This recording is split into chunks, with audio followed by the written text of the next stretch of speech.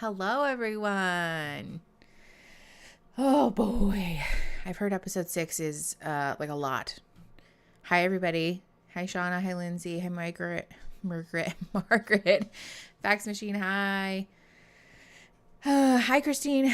How's everybody doing? Hi, Raspberry. I am interested to see what's happening today. Hi, Melanita. Thanks for coming back. We are watching episode 6 today. Season 3, episode 6. Hi, Celine. Yeah, I've heard a lot about this episode, so I'm curious to see how this goes.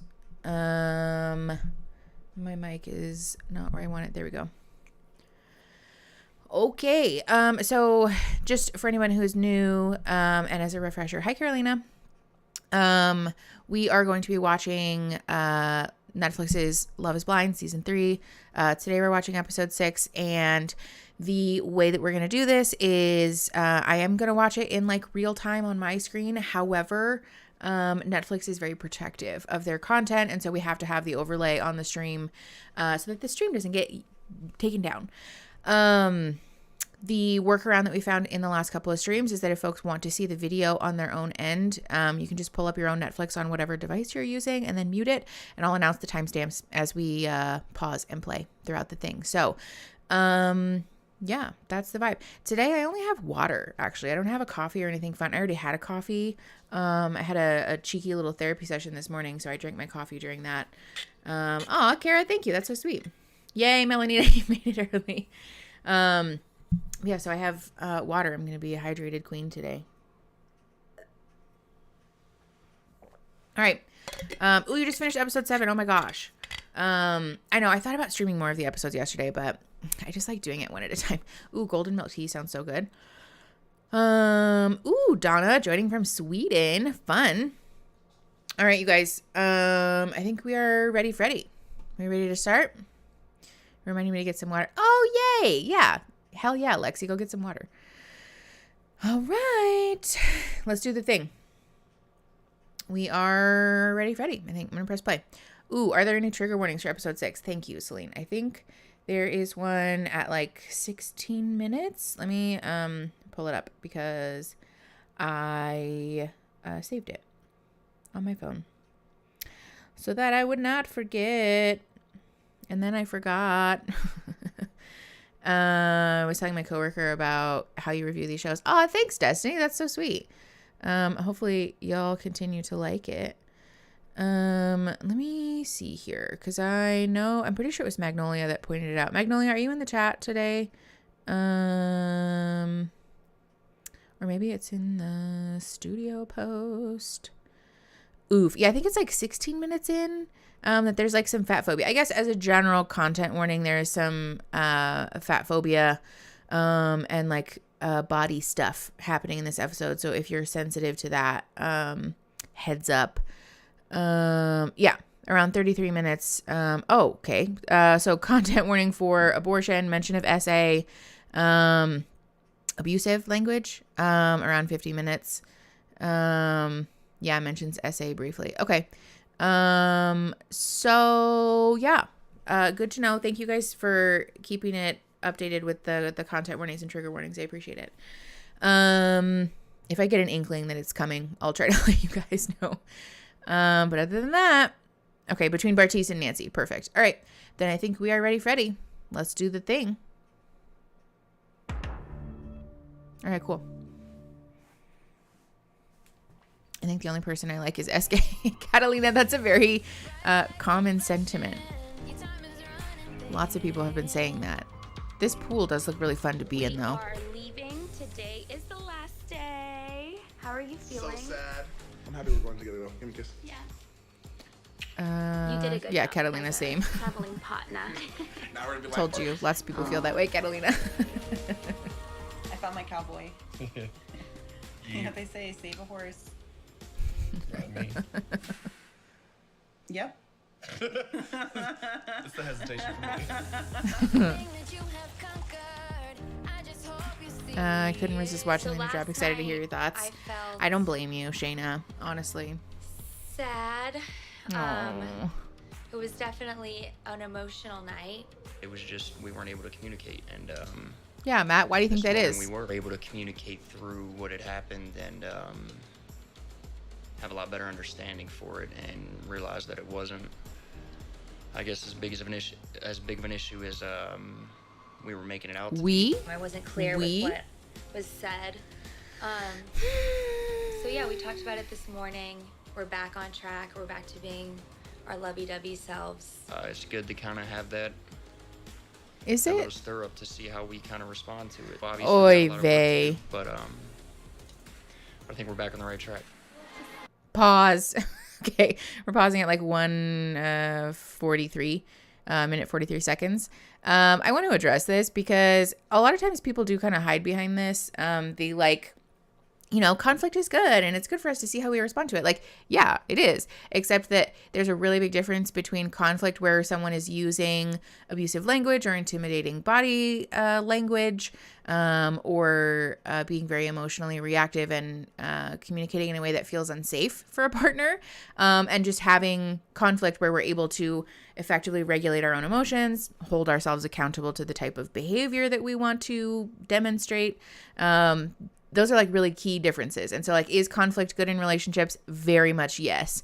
It is important. And also too, I think he's right in this experiment that it is important to feel out how people are responding. Like, can we effectively resolve a conflict? However, it's not good that their first go round with conflict resulted in Matt emotionally manipulating his partner. Whether he intended to or not is up for debate. But the facts of the matter is that saying you're going to end the relationship without the intention of ending the relationship genuinely is emotionally manipulative, and that he was behaving in a way that seemed to make Colleen very, very uncomfortable. A lot of people could describe that as like very traumatizing. Yeah, Carolina, I'm curious what the actual conversation looked like too. But I will say, this seems to be a common thing on these shows where the conflict they're having on camera is like 10 times more explosive than the ones they have off camera. And I don't think that that's a coincidence. I think there's a real serious question Netflix needs to ask themselves about to what degree they're contributing to the failure of these relationships by not allowing people privacy to work through traumatizing, scary, personal, embarrassing, shame, heavy issues, because I wouldn't want to discuss my trauma or my shame or my fear or my embarrassment on camera either, Not that Matt's behavior is okay, because it is still very much not. The emotions are morally neutral and very human, but the behavior, not the best. Also, the we thing. We didn't have any issues, Matt. You had some issues. Colleen made a very concerted effort to separate herself for the purpose of regulating her emotions, or at least that's how it appeared. She did separate herself from the conflict, whether she did it to regulate her emotions or because she didn't want to cry on camera, up for debate, but she did make the intent to take a break, and he ran right back in there. Yeah, it's interesting that Matt was comfortable to be vulnerable with the guys, and his greatest fear is that he's being played, but he can't express that to his fiance. I thought the same thing. I'm curious what's going on there. I feel seen with Colleen being a people pleaser. Yeah, exactly. That's kind of what we talked about yesterday, Jennifer, is the fear and anxiety that can come up, especially for women, people affected by misogyny in situations like that. Sometimes it feels really hard to stand up for yourself or voice how you're feeling authentically, because there's just like this impulse that kicks in, Oh, thanks for making it to the live. I don't know how to pronounce your name. Girl Kisser? I'm assuming that's what it is. Thanks for coming. Shayna, yeah, Laura, he was terrifying. And oh God, he does it again this episode. All right, well, trigger warning then, I guess, because a lot of people mentioned last time how that was very overwhelming, and like it is overwhelming and emotionally charged to watch someone behave that way.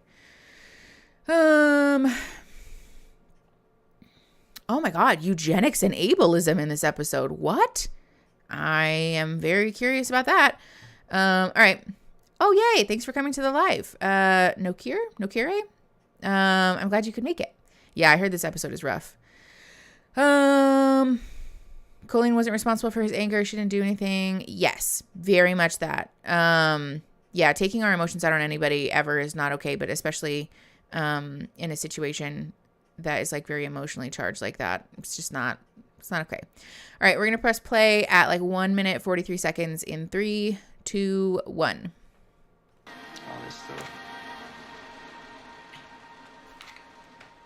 I know this has been a wild ride so far. Also, heads up, I'm going to fast forward. We're pausing again. I'm going to fast forward through more of the music today because we did get a copyright claim on yesterday's, which I don't care about the money so much as I do about the stream getting taken down. So I might click the 10 seconds button to fast forward through some of the live, laugh, love music between scenes today.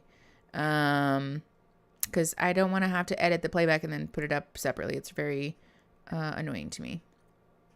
Okay. Yeah, so we are like 1:51-ish. We're going to press play. Okay, here you go. Thanks, babe. It's fine, Apple, because you're so fine. Good morning. We hope you guys enjoyed your romantic getaway. Oh, yeah. I got a question. How are these physical connections shaping up, huh? Nick, that's none of your business. Yeah? Creepy Uncle Nick. Creepy Uncle When I Nick. saw you last, Matt, you were just chokehold in love. This is my girl.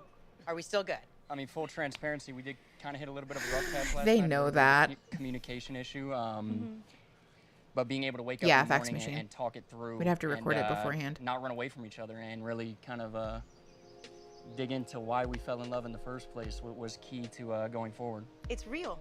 Honestly, like, it made us stronger after going through last night. So I'm even more in love this morning. Very excited for you guys for this next chapter, this next level, and taking it back I hope that home, that's living true. Together. How will you integrate your lives, careers, your homes? Lex, you fast forward through Nick and Vanessa. How to be a Nigerian for dummies. It's like, is that a book? There's one more thing. Oh, is We this the same also property have from Married at First Sight? Your phones. Oh my Jesus. Oh, wow. What is this thing? Here's a little bit of marital advice. When your fiance is talking to you, Put it down. just look up. You're one to talk, boy. Okay. You guys are just Weird 3 advice. weeks away from your wedding day. Will you say I do to the person you fell in love with and got engaged to sight unseen? Donna. Or will you walk away from them forever? Uh-huh. Is love truly blind? We hope you prove it is. Safe travels, guys. Good luck, guys. Thank God. Thank you. Finally, selfie. Come here. I'm sending everyone photos. It hits different after what he said to her. Nita. Hola. I just want to say hi. Martine, I'm in love with your daughter. Hello. Shivani, good question. I think tonight. I don't know I'm why just they gonna keep make a list of announcing who it. I'm calling first, second, third. There is a whole list of people, probably my whole guest list. I should probably just call them and be like, hey, be ready for this, okay? Because it's happening. I'm so confident. We're gonna make Raspberry. it down the aisle. The show's success rate is so low. No. Half black, half white, but I do speak a little Spanish. Oh, wow. I'm a little nervous about moving forward because now we're on this vacation and it's just incredible. It's conducive to continue to fall in love. Once we take all that away, the real world is got to be a drop-off. This is no longer a fairy tale fantasy land that we're living in. We're going to live in each other's normal lives now. The real world is not a fairy tale. Okay, but also, we're pausing at like 4:53. This is so frustrating to me. They say this in every single season of the show. The like, now we're going back to the real world. Like, are you? Are you? Because you guys are gonna live in a shared property that Netflix is paying for. And some of you are going to work, some of you are not going to work, and you're still going to be observed like 95% of the time. I just like, I'm sorry. Like, this is not the real world. The real world is like living in your own separate apartments or like living in an apartment that you have to pay for with your like boring everyday responsibilities of taking the dog to go poop and paying the electricity bill and going to the post office and just like all the, you know, the day-to-day bullshit that you have to put up with. I find it, yeah, Celine, it's like half real world, half fantasy. But I don't, like, I agree that not being on a honeymoon is more realistic, but it's not like actual reality still. Yes, finances and stuff is such a stressful part of relationships for a lot of people, not to mention the observational effects of knowing cameras are there. Exactly. The other thing about it too is that your schedule looks very different when you're not being filmed, because you have to be available to be filmed. And so conflicts about how much time somebody is spending with friends or with family, about how your like day-to-day schedule shapes up is also a common point of contention. And so like, that's not really, you don't really have the ability to test that here, which again, I think is a problem, like a big glaring fucking hole in the experiment. Yes, going to dinner parties, going to the real world equals dinner parties with the families. Exactly. I do appreciate that they have finance convos that seem to be pretty upfront. Yeah, that's true, Jennifer. I think again, though, this is one of those moments where I am just more biased towards Married at First Sight, because at least they hire or like have an expert to host that conversation with them where it's like organized. You know what I'm saying? There's like a person who's like, so let's sit down and talk about our finances. Like, how much money do you make? How much money do you make? Are we merging that? Are we having separate budgets? Like, what the fuck is the plan here? Because I think leaving these people to their own devices with that conversation, A, doesn't really give them a lot of tools, but B, can allow them to sort of squick their way out of a difficult conversation, which isn't great, you know? As a Latin person, I'm so interested in Bart's tattoo for his grandma that's in Spanish. He said he's half white and half black. Did grandma say it in Spanish, or did he think it sounded better in Spanish? I don't know. Actually, that's a good question. I also do want to honor that folks, like their families can look incredibly diverse, you know? Like, he may identify as a half black, half white person, but potentially his grandparents are Latin, or potentially like chosen family and things like that. Like, he could have very well been immersed in Latin culture without having the like genetic markers, you know? So like, food for thought. I am curious about that too, though. Trigger warning for fat phobia around 32 minutes. Thank you, Gabby. Yeah, there are quite a few trigger warnings for today's episode. I haven't watched it yet, obviously, but very much want to encourage people to take care of themselves. Sorry, my brain stopped working for a sec.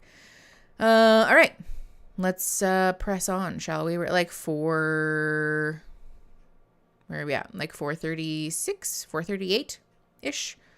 Yeah, 4 minutes and like 32 seconds-ish. Ready to get this show on the road? Big Daddy. Fax machine, no worries. Ooh, I really like Raven's top. Romantic getaway. Thank you, Melanita. Now we're back to the real world. Time to go. You look really cute in this camera. It really... Miracle, a little bit of face makeup will do. You ready? Ready.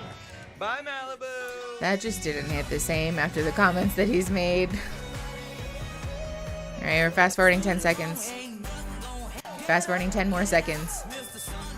10 more seconds. Oh my God, there's so much royalty-free music in this show. Oh. Home sweet. We just fast forwarded past like 30 seconds of music, you guys.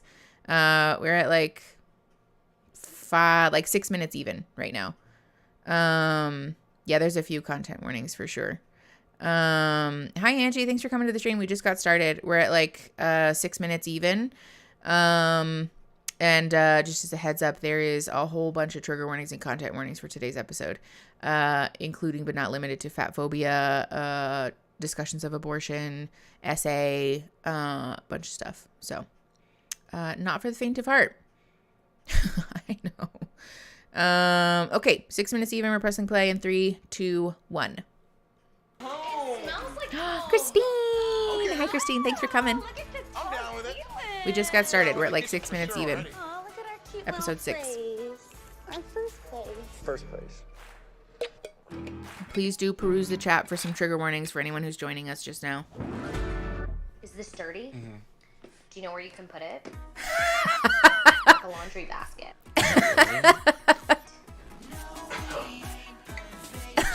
Okay. All right, hold on. We're pausing. It's like 6 minutes and 30 seconds. Okay,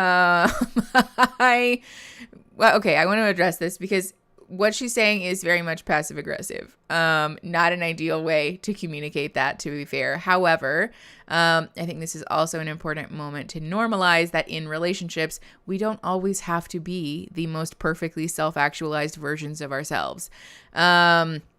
If that hurts his feelings or is a button for him, then very much worth doing the work on practicing the assertive communication instead of the passive communication.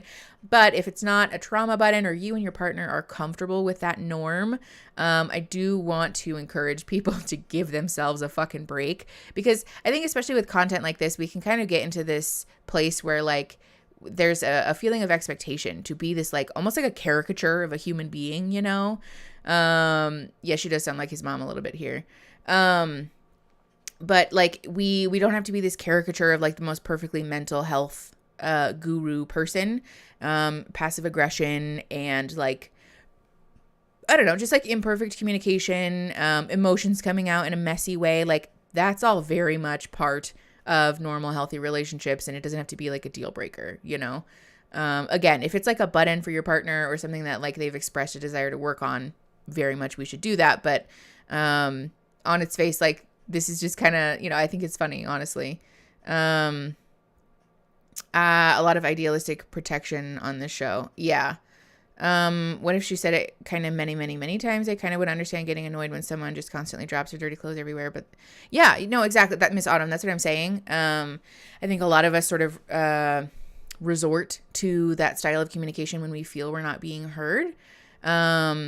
And like the very mentally healthy version of that, the like therapy conflict resolution version of that would be like, hey, I feel like I've expressed this to you a couple of times. I'm not feeling super heard. And it really hurts my feelings that I've asked you to put your clothes in the hamper instead of on the floor, and they're still on the floor. So if you could work on that, it would really mean a lot to me, because when you don't do it, it does hurt my feelings. Right. However, sometimes that's not convenient. Sometimes that's not like realistic. And so we do say the thing of like, you know, where you could put that in the hamper. And like, yeah, that's very passive aggressive. But if you and your partner have that norm, you know, again, I want to encourage people to give themselves a little bit of a break here. Feigned incompetence from Cole. Solid question, Liquid Soap. That's such a brand new sentence. Every time I respond to you guys and your usernames are like funny little phrases. Oh, it cracks me up. Yeah, I think there's very much a conversation to be had about weaponized incompetence. And I have a sneaking suspicion that we're going to see a lot more of that now that they're in their own little home. Okay. Let's, my partner who has a lot of brain stuff going on is always pretty messy, and I offer to pick up. Yeah, Rachel, that's what I'm saying. That's also very sweet of you. All right. We are jumping back in at like 6 minutes, 28 seconds in 3, 2, 1. This is so great. What did you think that was gonna do? I hate this freaking music. Babe, pick up your things. Chill. So what size Oi. when we talk about walk-in closets? Like mine's like twice the size of this, but And it's full. completely full. Yeah. Okay. Yeah. But see, that's fine. what I'm Well, saying. as When you long as actually move in together, I will then clean we out have the to door. contend with the This merging of section, things. That's me. Really? Okay, That's I it. can find some space like that enough Yeah? for you. I can get rid of some Oh, you would jackets. be able to- They're only I can doing get this in a more very space. small way here, though. That's how much I love you. I'll give you a foot. Jump in. Don't break it. What do you think? I like it. Jump in. COVID really messed up your ability to good. keep your house It's good. clean. It's nice. Everyone's Same. journey is different. I think a lot of so people for feel me, that way. The goal is to wait and to have sex and talk to marriage. I think living together will definitely make it challenging. I mean, we made Come it again? vacation, you know, and like sex in Malibu. What? So, of course, it'll be challenging every day being together, and I'm not, you know, gonna sit here and say that we might mess up. Oh, I love it. I'm so excited to like cook dinner together. Ay, ay, ay. Favorite Did we catch restaurants. that? There's just like so many things. I'm not misunderstanding, right? She just said they want to wait till they get married to have sex. Nigerian grocery store. Oh. We're pausing it. That, like, I heard that right?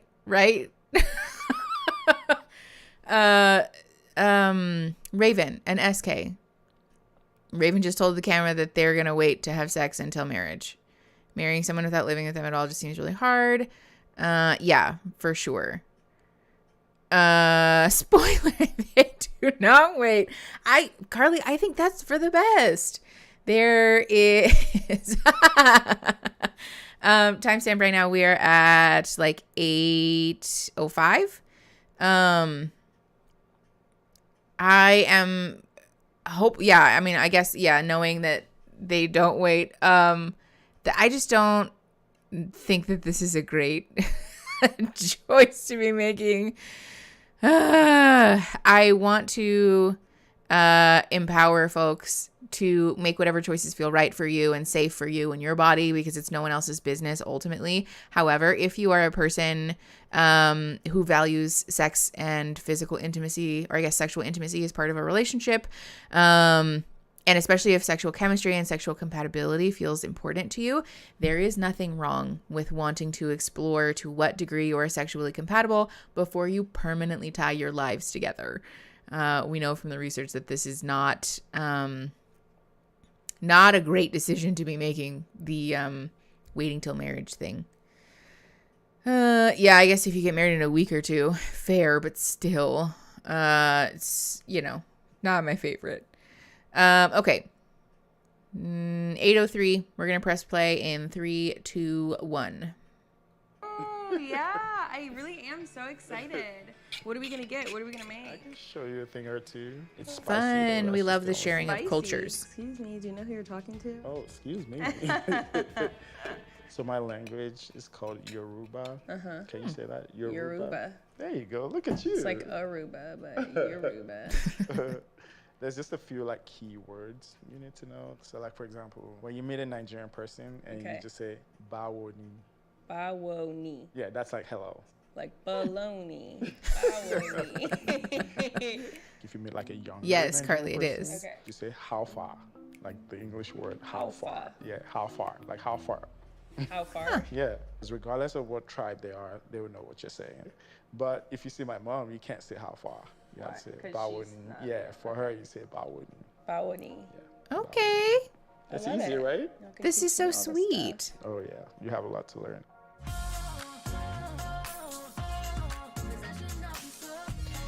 No more music, Netflix, please. You're going to kill me. We're fast forwarding by 10 In seconds. your apartment, Nope, I'm a boy. I know nothing of luxury. I feel Oh, like boy. you have some trainability in you. Oh, we're good. You can definitely trainability me. Do you think we're gonna do better here than we did on our getaway? 100%. The getaway was, sounded romantic and amazing, and it was, but it also was our first time together. No, for So sure. we had to work through all the initial things, and, I feel like we were on pretty shaky ground, but then we've salvaged it. And I Yeah, feel the like I'm a it's boy much is stronger now. gross. It's kind of like we both thought of what it would be like to lose each other, and then I still feel like we're still choosing each other. And so to be living here with you and to have gone through that, I think it's actually going to be really good. I think I'm most excited for this part.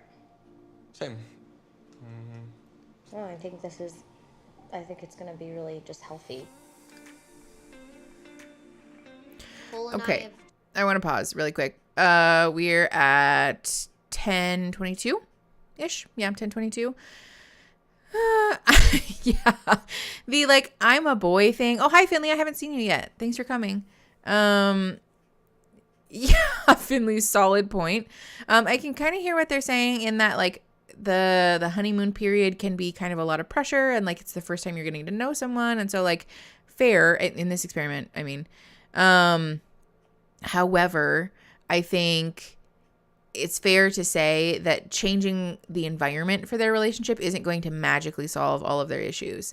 Especially because a lot of their issues are not basic communication stuff. We seem to be having some issues with expectations about relationship roles and feelings of deep hurt based around rejection. And so being in an apartment versus a resort, I don't think is really going to make that big of a difference. I guess we will see. I get that Cole comes off as a little childish, but I don't think he and Zanab are compatible, and seems a little more particular and he's really laid back. Yeah, Rachel. And that could like very much be a part of it too. It's just that like their ways of operating in the world are so vastly different that they might be actively pushing each other's buttons all the time. There is something else too that I wanted to address here. I'm sure that this was like a producer orchestrated conversation. And so I don't want to like throw the book at them necessarily. Oh, we have 250 people in the chat. That's fun. Thanks for coming, guys.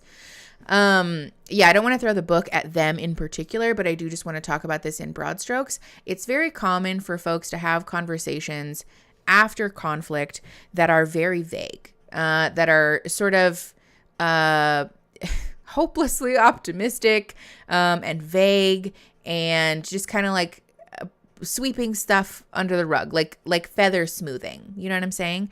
Where we just say, hi, Emma, thanks for coming. Where we just say, you know, I think it's going to be better. And like, we really worked through some stuff. And so I feel really optimistic. This is going to be great. I think it's just going to be so healthy for us. It's just going to be so good, you know? Great. How? Like, I very much want to encourage people, if you catch yourself in this moment of having a really vague, like co-congratulatory conversation about how much better it's going to be now, it's okay to ask your partner, or like I'd encourage you to do some reflecting for yourself about like specifically how, like what steps am I going to take to adjust the results that we're getting? What expectations do I have specifically from my partner about the next time we enter into a situation that was difficult? Because doing the real vague stuff tends to be a way of just like easing our feelings of fear and discomfort, which is valid, very human, but not super helpful. Okay, we're pressing play at like 10:28 in 3, 2, 1. Just really had to overcome the last few days. The pool party was a lot, so on the plane was just my one little time with him to just kind of let him know exactly where I was. Interesting. And I asked him if he didn't see a wedding day and then I do, let's just go our separate ways. We both agreed to kind of keep it going. He wasn't ready. He was like, I want to marry the girl from the pods. And here I am just saying, I'm the girl from the pods. It's me. Yes. Just remembering why we agreed to, you know, get engaged without seeing one another, I think is a really wonderful place to come back to. So I called my family and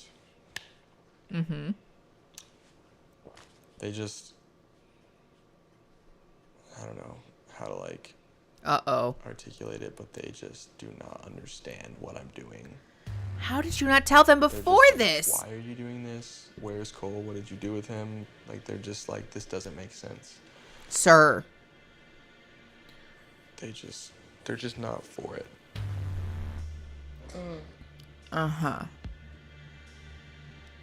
Oh, Lexi, thank you for the super chat. I appreciate you so that's much. super hard. I can only imagine like what that would feel like. Yeah.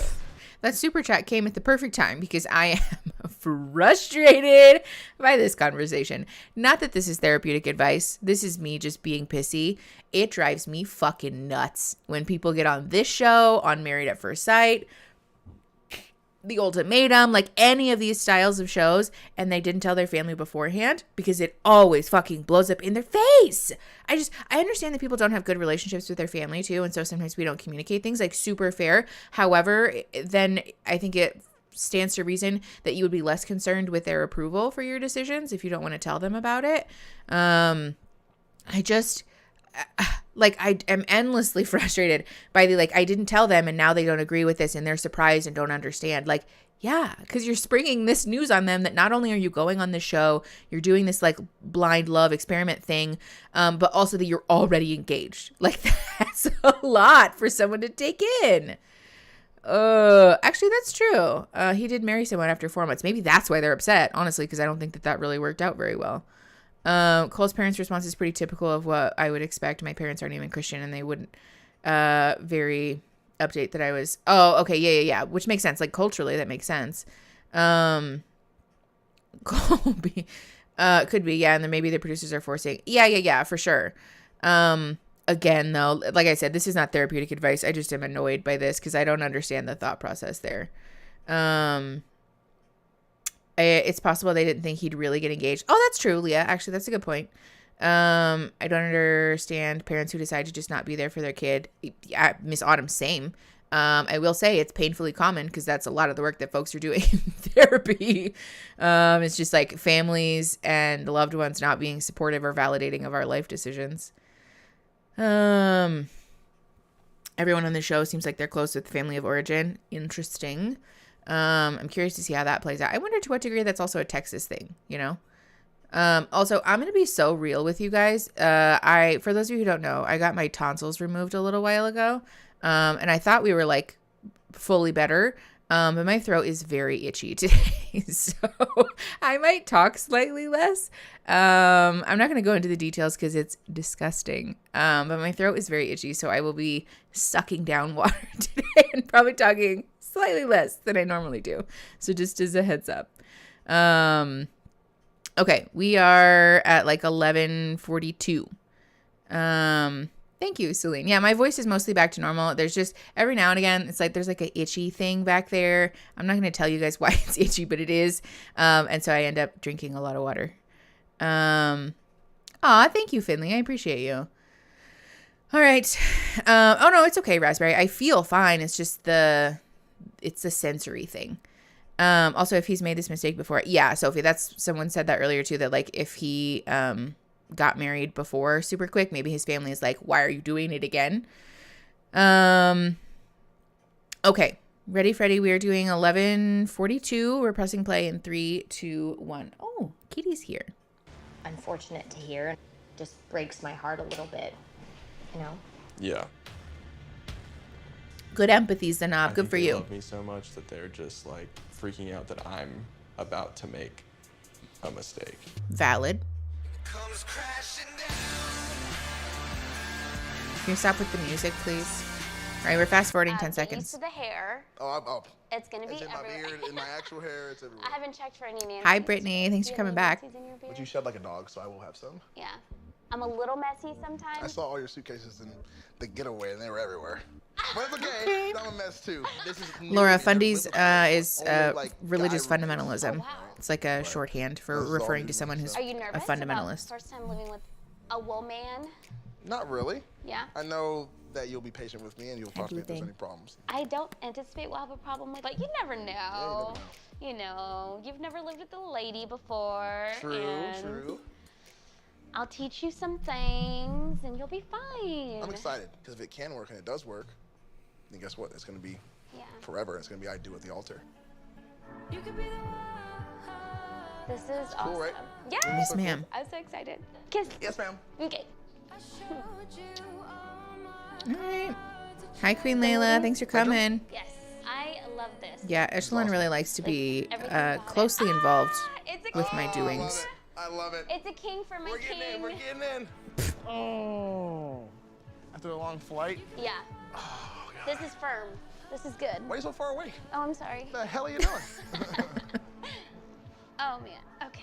Yeah, they do seem a little awkward. It could also be the like being filmed thing. Such a nothing burger conversation between those two.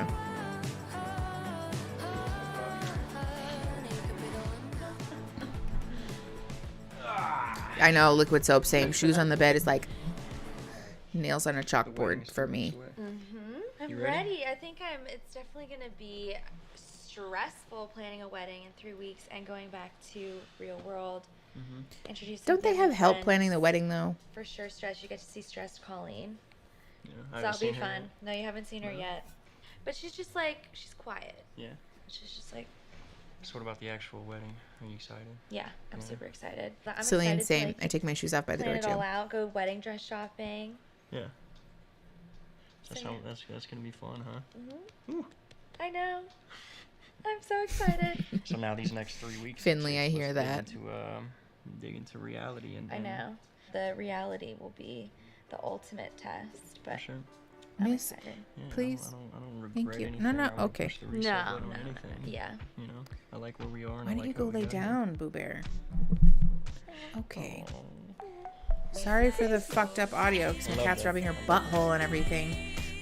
Miss, I need you to lay down. Okay, we're pausing. First of all, so I can get my cat to lay down. Miss Ma'am, lay down. Thank you. I will pet you if you lay down. Lord have mercy. Okay. First of all, good for Colleen for being upfront about like how her stress shows up for her, because I think that's a super useful skill.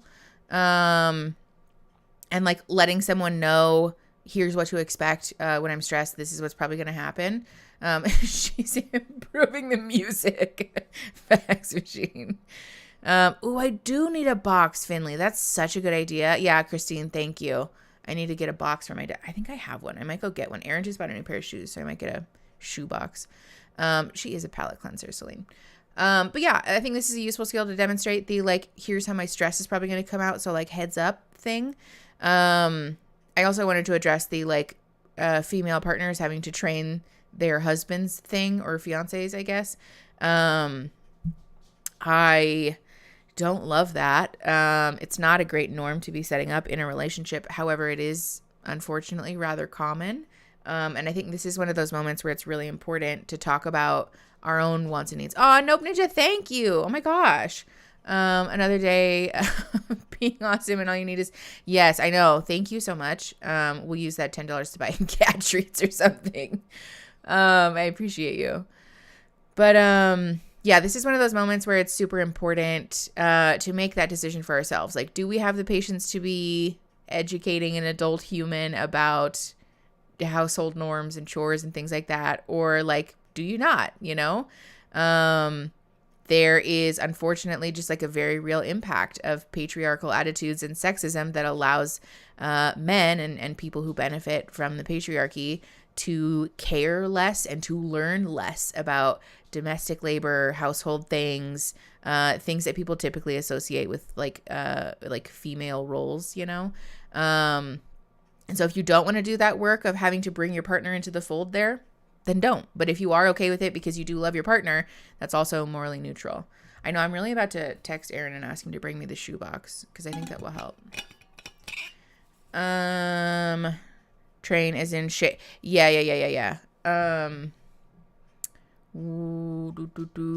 it to buy a box. Amazon is a great selection. We have no shortage of boxes in this house. Will you bring me a shoebox? For her? Yeah. I'm going to set it on my desk and see if she'll lay down in it. So that she'll just like chill, you know? You want to get the cat cam. Ooh. Can we do that? Maybe after, if I take a break, we can set up a cat cam. I have box. Thank you. Is it on live chat or top chat? Why does it hide me for a sec? Whoa! It's a box. It's a box. Whoa! Do you want in the box? Easy, killer. It is on live chat. Miss Ma'am, please. She really did not like the way you came around that corner. My cat just almost jumped on my keyboard. And there is a button that she can press on my keyboard that will refresh the page. And if she does that, the stream will go down. Mittens, here, why don't you jump off, and then your papa's gonna put the box up here. There you go. There's no way she's gonna be able to get into that without it being chaos. Well, I suppose we'll find out, won't we? You want to grab the webcam? Yeah, sure, if you want to. If you can help me set it up, then we will set up cat cam.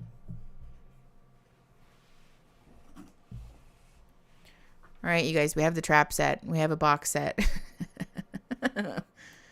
All right. Aaron's going to try to set up cat cam. We're going to watch more of the show, though, while Aaron does that. We'll find a new stream. Thank you, Christine. I'm sure it will be fine. I'm hoping the box will help her lay still. Okay, so we're going to press play at 15 minutes, 21 seconds. In 3, 2, 1. You ready to get up? Well, you know, we'll find out. Okay, well, get that ass up. Here we go. Of course, it was Sunday night in Dallas yesterday, and the streets were calling. No street calls were answered because I'm engaged, y'all. Okay. I'm gonna be genuine, and I'm not gonna tell, exactly what happened, but this morning was great. That's all I'm saying. What does that mean? Like, I swear I'm not. Did they have sex already? Okay. Like one day later and they already had sex? What's yours called? Is there a pod? Logitech. What? Brio.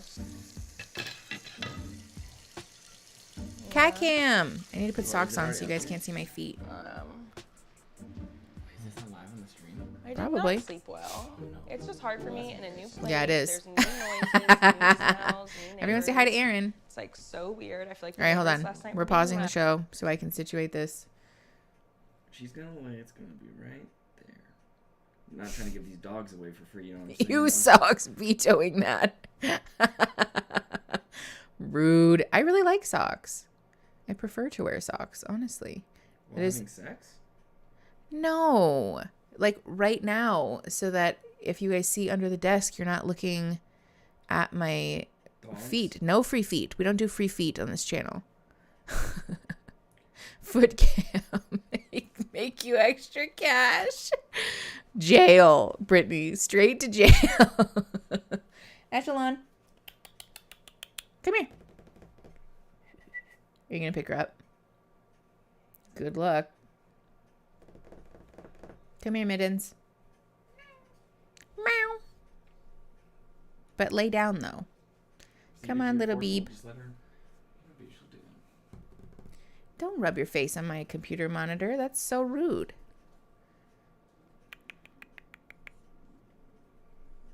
There's the kitty. All right, we have a cat cam. The toe beans. You guys can see Echelon's toe beans all you want, but you cannot see my feet. Okay, she's chewing on my desk now, so you guys just get cat butt. Okay. Lay down. Let me try and adjust this somewhere. There you go. There's cat cam. All right. I think we are situated. I know. She's so cute, Katie. Set up an only pause.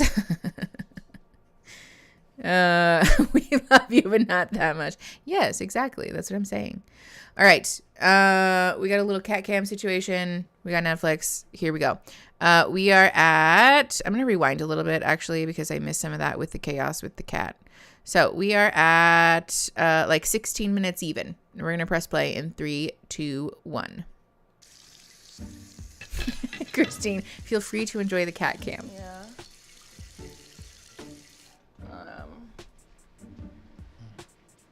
I did not sleep well. It's just hard for me in a new place. There's new noises, That's fair. new smells, new neighbors. It's like so weird. I feel like the neighbors last night were being loud. You were being loud. Talking about late night calls from Nigeria. I'm about to put that phone on silent. So, those late night calls from Nigeria. Oh boy. We have like a 7-hour time difference Oh. with Nigeria. Some people just don't know the concept of time difference. I love you, but I love my sleep more. I mean, that's valid. That's sure a super do. valid I'll boundary. be sure to step out next time. Stream is an ADHD This paradise. is just not working. Well, you know, that tracks. Waking up with SK this morning feels like I'm already tired. Oh, no. I'm like already having a bad morning. This coffee machine does not work. I don't even make my own coffee, so that's probably why this isn't working. I'm definitely a like order ahead on an app and pick up my coffee boy. kind of girl. So I mean, that's fair. That's a before super I valid hurt somebody. want. Let's go get that coffee. Let's go. Yay! Mutual bonding as a way to... Ah, the coffee's working now. This is a nice bonding moment, I think.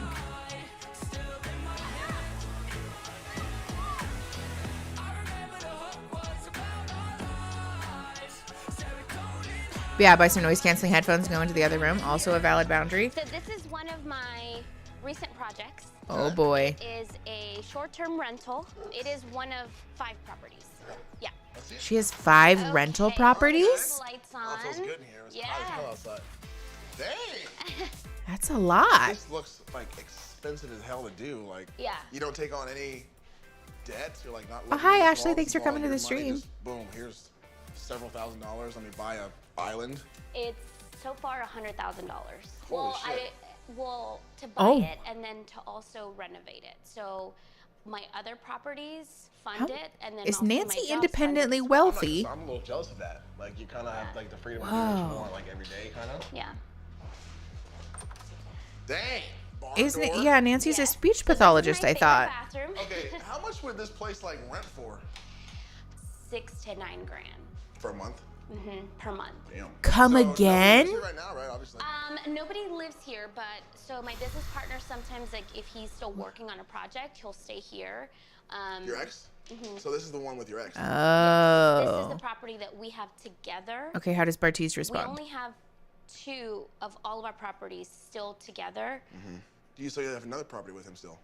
Yes. Oh. Yeah. Yeah, it's a whole house. But like In the pod, $6,000 for a he's whole house is a lot of he's not fucking really- money. Okay, that's cool. That's fine. Now we're here looking at this Okay, property hold on. that I had no idea he was part of. It Oh, feels like boy. something was hidden. Nancy's ex is a lot more involved in her business than I Uh-huh. thought. I'm curious how your business partner in Airbnb's like in the pods. I thought it was like, yeah, he's there, He's the but realtor, he's not, yeah. he's the Yeah. realtor is what you told me in the pods. And then today I Oh, found boy. it's not only one house, you do have a mortgage, and then you have this one that's like you Yeah. fully own, but he's very much involved in it. Oh, it's So an I'm like, Airbnb. I just That's need to even know worse. Everything. Yeah. Like, because you said you were living with your ex, and then you like moved out into an apartment, but you still had the mortgage there with your ex. Yeah, because he offered me the Katie. house, and I said, well, actually, I don't want this house. So he agreed to keep it, and right off the bat, we said, well, everything should be 50-50. So that's when we started to talk about like the bank accounts, making sure that those went 50-50, all the houses. You hate That house, Bartiz though, now. The mortgage is under his name. Ours. It's under both y'all's names. Yeah, this feels So, Are you gentrification-y. still paying on the mortgage? No. He is, yeah. Okay, so but you're still earning income from any No. tenants. He is. He gets everything. Yeah, Okay. So you're just holding there. correct. Okay. So if he stopped wanting to make payments and just like said I'm done with this, it would be your responsibility. Yeah. Yeah. Yeah. Okay. And you trust him. Pause. 2 things. First and foremost, I do want to encourage people to have some level of transparency about finances and legal responsibilities with potential partners, particularly when we get to the place where we're engaged and things like that. I don't love the way that Bartiz responds to everything, but I do feel compelled to point out that realizing that your fiance is more legally entangled with someone else than you originally thought can be kind of scary, particularly if her ex just decides, like, fuck this property, I'm done with it. And then all of a sudden it's Nancy's problem. If you're going to tie your life to someone who has the ability to be negatively financially impacted by that, that's like a fair thing to feel frustrated about, I have a sneaking suspicion that it has more to do with the fact that he's her ex than it is to do with like the legal ramifications. We have 300 people in the chat. That's so fun. Hi, everybody. Thanks for coming. And so I think there's probably a little bit of like toxic masculinity in there, but just again, for the sake of educating, it's fair to set a boundary around the transparency that your partner has about legal and financial entanglements, because when we get married to someone, that's legally binding. And, for example, if Nancy's ex decided to like blow up her business life, that's also potentially Bartiz's financial well-being if they decide to share their finances with one another. So the other thing I want to talk about though is the renting, the like Airbnb thing. I don't know if this is like necessary to talk about, I guess. It does feel like very gentrify-y, and like landlords buying up a bunch of properties and then renting them out is very much destroying the average person's ability to own property and create generational wealth, which is like not the best. I won't lie. It makes me like Nancy slightly less. But I don't know that that's either here nor there, Yeah, Lindsay, thank you. Especially Airbnb. Airbnb blows. I've never had a good experience with a stupid Airbnb. But again, that's not therapeutic advice. That's just me being a salty human about being told to put my stupid fucking sheets in the washer before I leave an Airbnb. Okay. The less I like Nancy. No. Oh, God, that's so sad. Yeah, Celine, the Airbnb situation just doesn't give me good vibes. Thank you, Finley. I appreciate you. Okay. We're at like 20:38. We're going to press play in 3, 2, 1. Lindsay. Yeah. I don't think I could shit in the bed if I tried, honestly. I only acquire another property if I know I have 6 months of savings to cover all the payments. For Okay, me, that's the like a goal is good have rule as of many thumb. properties We love a in the financially next responsible 5 to 10 human. years that would be able to cover all of my living expenses and my family. Once we're married, my money will be your money. That's the way I see it. Okay, It's our that's a money good conversation together. to have. My next property that I buy would be with me and my husband, and that's how I You're so envision cute, Echelon. like me and my husband being, is that we make 200,000, we make 300,000. You know, you got a bonus, we got a bonus. You know, That conversation right there just made me realize, like, holy shit, we make $200,000. Yeah. Holy shit, yeah. Me being 6 years younger and kind of having just started like my real careers, I don't have just $3,000 laying around I can just write a check with. She probably does. She bought this place for $120,000. That's freaking crazy. I love Oh to be no. a part of that. Carolina, I'm and sensing grow our that financial too. success together. Does he like her more because she's rich? Bad vibes. Emma, literally.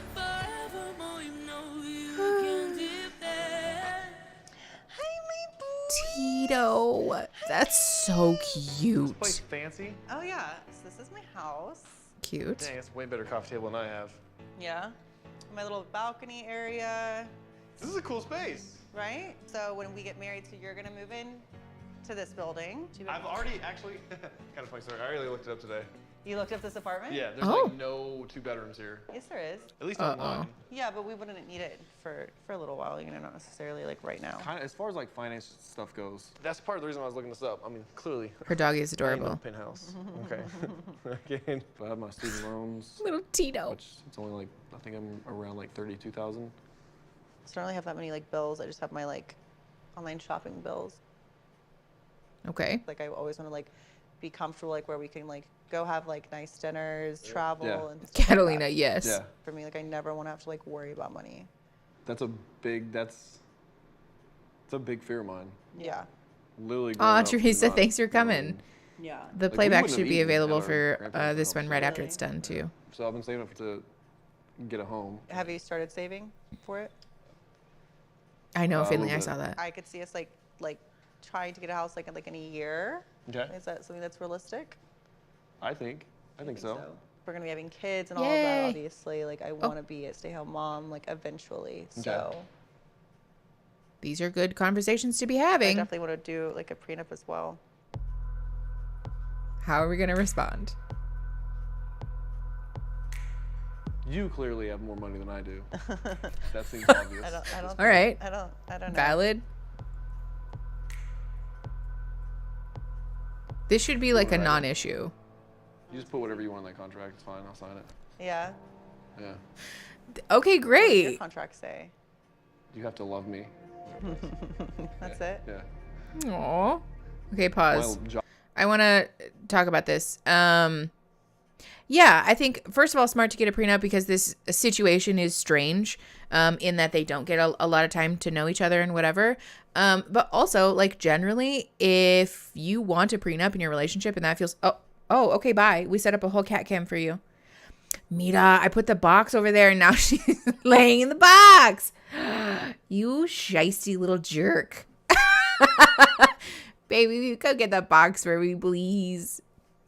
Anyways, if a prenup is important to you, and like not even in the realm of protecting your money necessarily, but just like legally protecting yourself, that's a super valid want and super valid boundary. Because also too, you can't, like guarantee what your financial future will look like. And so if you want to get a prenup with the goal of like, if I do become wealthy or, I don't know, like buy property or like whatever, at some point during our marriage, and you want to protect yourself, that's also super valid. Yeah, Lindsay, a good point. And your children too, if you do end up having kids, or kids are something that you want. setting up a prenup for that purpose is also, again, super valid and a fair boundary. A lot of times people view prenups as this like money hungry, that just means you want to get divorced from me eventually. And like, that's not necessarily true. Prenups are like purely about legally protecting yourself. Fax machine. My debts stay my debts. Your debts stay yours. Exactly. Super, super fair. Okay. Child of mine, do you want to come here? Look, your dad put your box on the ground. Do you want to lay in it? She's literally just hiding in the corner, you guys. Oh, here she comes. Kitty, kitty. Lay down in your box. All right. We're pressing play at 23:56 in 3, 2, 1. Job is not my life. I want to be like the coach of my kids. If they want to play sports, like I want to be the coach of their team. This dog is the star of the show. I don't know anything. I can learn. Yeah. But that's what I'm saying. Like I want to be involved in like their lives. For yes, everything. Chantel. Quick trigger warning for discussion of family, abortion later in this episode. But we just sit down and say, well, as a family. Yeah. Education for me is the only thing that's like absolute. Yeah. Like you definitely don't get anything if like you will get your things taken away if you're like failing classes and stuff like that. Oh yeah. I don't believe like that. But I don't we'll believe never like take their door away. We'll never take their door away from them. Can we agree That's on that? good. No. Deal? Oh, it is weird. That's super weird. Bare minimum, but Sure, that's we should good. tell my dad that when we go meet him. They took your doors? Oh, multiple times. Really? I had months without a door on my room. That's very strange. There's a lot more strange stuff to come, babe. All right, we're pausing. I want to talk about that. As a person who has also had my door taken away, but also has, pretty extensive education in human development. Don't do that. If you have done this, don't do the shame spiral thing. It is okay. We do better when we know better. However, punishing children by removing their right to privacy doesn't send the message that you think it sends.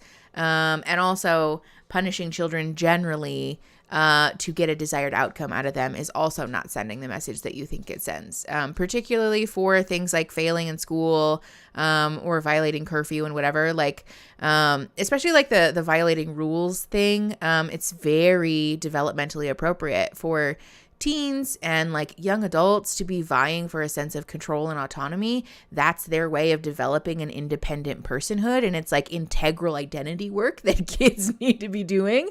It's not to say that you can't set boundaries with your child or set logical consequences, but taking doors away and things like that, and especially like removing furniture, removing privileges and stuff like that, doesn't tend to manifest in the consequences that you think it will. Especially if your child's old enough to be having a clear and honest conversation with you, I'd encourage you to just have the conversation about it. As a former teacher, if you're concerned about how your kids do in school, then get involved and model an interest in learning. Yes, Finley, very much that. And also, if your kid seems to be interested in school and is just having a hard time getting good grades anyways, we need to be having conversations about accommodations, especially because neurodivergency is like more of a concern these days than it has been. And so your child doesn't need to have like a specific learning disability in order to be worthy of accommodations. I think 504 is the like code for it or whatever in America. But there are like accommodations that can be made that don't directly relate to like an individual or an IEP. So just food for thought.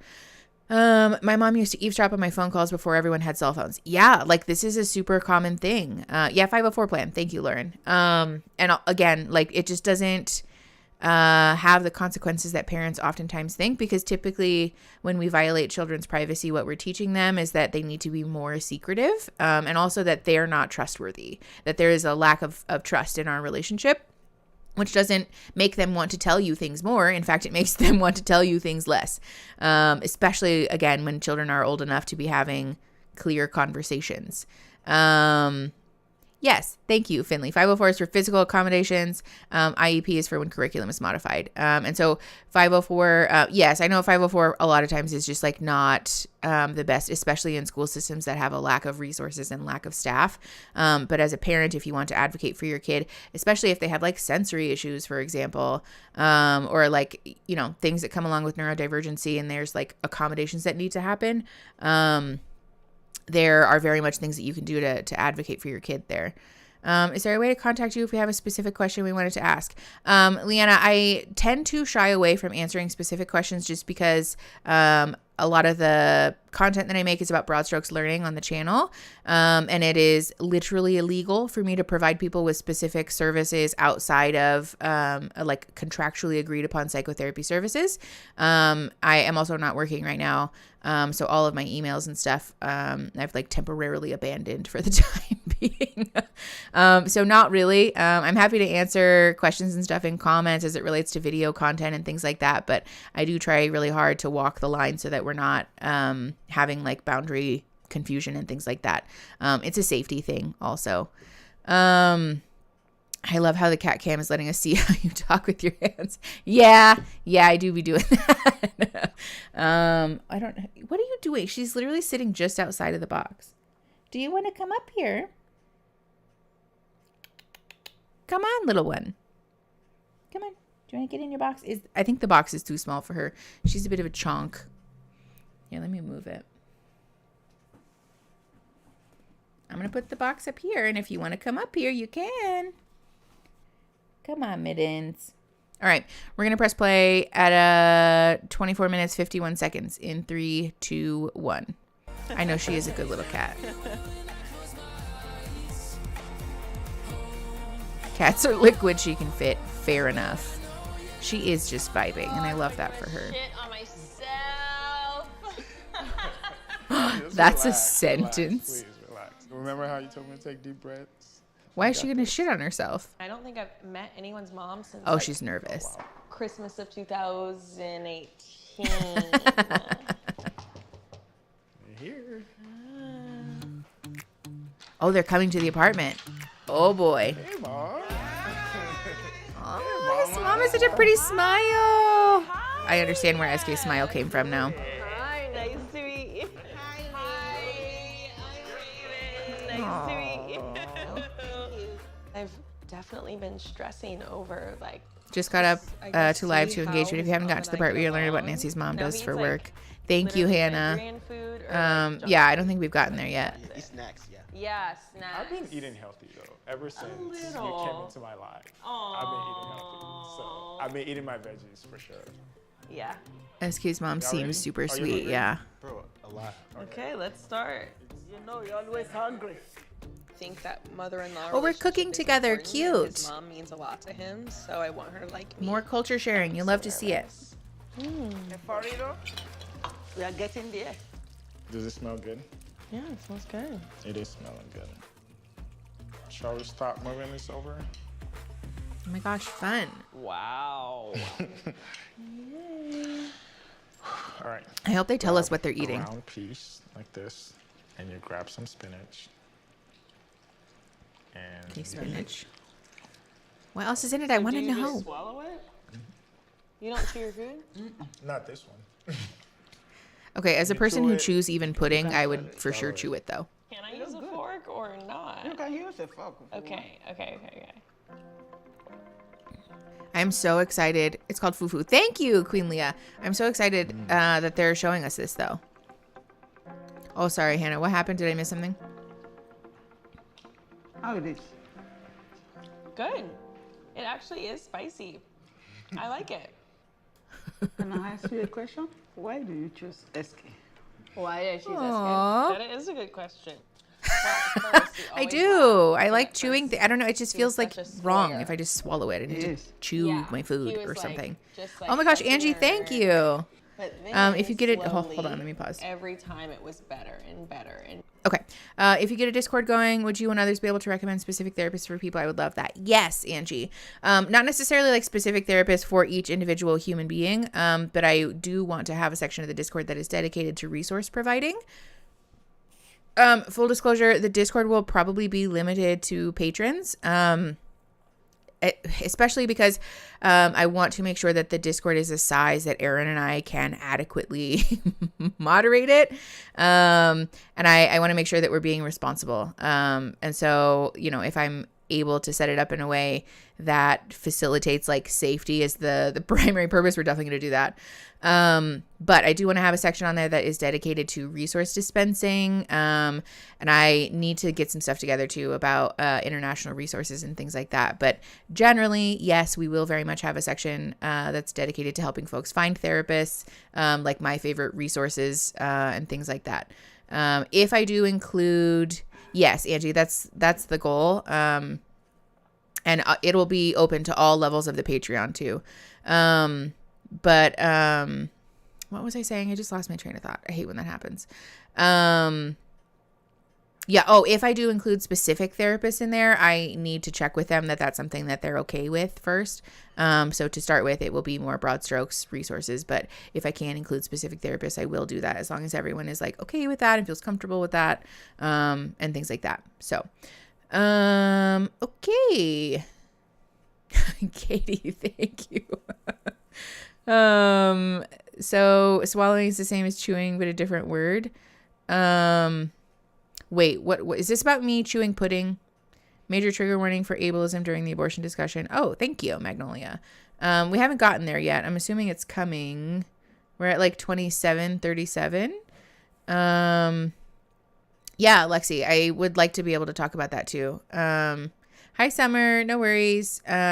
We are about halfway through the episode right now. So yeah, we are going to press play. We are at, I'm going to rewind a little bit, actually, like 20 seconds. So we're at like 27:10. We're going to press play in 3, 2, 1. Can I ask you a question? Why do you choose SK? Why did I choose SK? That is a good question. I think this is a good question to first, ask. We always laugh because at first he was such a square. He is. Yeah, he was like just like such a nerd. His mom is like he is. But then slowly, every time it was better and better and better. Yeah. We had more in common. Raise. I hope so We too. had the same goals and the same vision for family life. Cute. And we were both had similar lifestyles, like very motivated. And I really liked Get your own foot cam so you can join the every time we Patreon. met in the pod, The lowest tier is I only always learned $5 a month if something that new helps. about him, you know? It's SK for me. Really? So how do your parents feel about it? My parents? Oh boy. This is also a good question. They aren't gonna come to the wedding. Okay. Which is okay for me. Aww. They are skeptical a little. You know, Everybody is. It's a weird way Yeah. to meet your fiance, It right? is. It is. It is a weird way. We'll be the first ones. SK's to mom admit that. seems like a jewel. But yeah, that's how they feel. So, When I heard about it, how did you feel? I feel so excited. Really? But also, Mom, as part of the wedding, we're trying to like merge both Nigerian and American culture together. So I'm gonna wear my agbada. Oh, Yeah. Okay. Wow. She's gonna wear like the wedding dress and a turban and Yeah. Oh, so we're trying to mix. fun. Nigerian food, Nigerian DJ. Wow. This is so cute. I feel so good. Yeah. Especially when Nigerians food and this and that is coming up Yeah, on the it. culture for sure. Yeah. We're not throwing away the culture. It's good. We can't That's do good. that. She is so lovely. So one of Raven's biggest concern is she's worried about being accepted in the Nigerian community. I just kind of Valid. want you to talk to her about how welcoming our culture is, and You are welcome in our family. You know Okay. what? We are all the same. Yeah. Only the color is different. You know? I agree. Yes. This like legitimately makes me emotional. This is so sweet. I love that. First of all, SK is like advocating for his fiance in like wanting to make her feel welcome, but also that his family is just being so like his mom is just being so Like, yes, we're the same. You're welcome in our family. No. The comment fax machine about Raven said that he was kind of a square when they first met, in that he was kind of a nerd and just like quiet and not as outgoing as she is. But every time that they met up, the more and more she liked him, and the better and better their interactions became. Oh, hello, Mittens. Don't put your butthole in the camera. Can you sit down, please? Thank you. This is so sweet, though. I love that they're merging their cultures for the wedding, and also that they are having these very clear, open discussions about culture and about expectations. And like, yeah, no wonder SK turned out so well. They are giving healthy attachment vibes. I saw someone say that earlier, and it does kind of come off that way. Every cat desires butthole fame, you guys. Hey. Yes, thank you. You're so sweet. She's the cutest cat. For real though, this makes me so emotional. And I do also just want to like advocate for folks to not like demand, but like look for relationships where your partner advocates for you in this way, and you guys are able to have these kind of conversations, and there is like that kind of acceptance, it's very much an achievable goal, and something that is super valid to want. Can you make a copy for her and send me one? I would love that. Oh, see, you're pressing buttons with your butt cheeks, and like it really is just a no for me, Echelon. Miss Ma'am, you're making me uncomfortable with how much you're flailing that tail around, babes. Okay, we're gonna press play. We are starting at 29:50. Mm-hmm. So just put your mind at rest. You are okay with us. Yeah. Nothing to fear about. I'm so happy for them. Okay. Seeing them together. Yeah, actually, will you get me some more water? They play. Thank you. I love her. I think I love her. My only concern is Mom. about the parents, because we That's Nigerians, valid. we really concerned about both parents. Both supposed to be present in that day. That part, I feel really concerned. I mean, I hear that, but also if her family is not going to be safe people for her, there's nothing that anyone can do about that. No That's my more Bluetooth card. B-roll. Yeah. Today, Bartise. Okay, my I think it's fiancé, happening. Is meeting my mom and my dad. Pause really quick. I'm pretty sure there's going to be a discussion of abortion in this conversation. So quick trigger warning, content warning for anyone who has sensitivity in that area. That's probably coming up right about now. I adore... Oh, no, it's not happening right now? Okay. Just kidding. Never mind. It's happening later. Thank you. I like how you just presented it to the cat cam. All right. This is the fat phobia part. Great. Love that for me. Okay, so this is a trigger warning for fat phobia then. We're plussing play at like 30:51 in 3, 2, 1.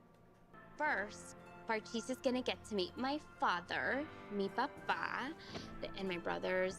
Then we'll get to see my mom in the afternoon because they are divorced. I want my family Valid. to feel proud, at ease. Cat cam is making your day. Well, like I'm Chantel, making it's a good making my day too. decision. You drink cerveza, right? I'm ready for a few cervezas right now. Okay. The worst thing that could happen is that they disapprove of our engagement, and my brothers punch Bartise because he says something that triggers them, and then Is that a real possibility?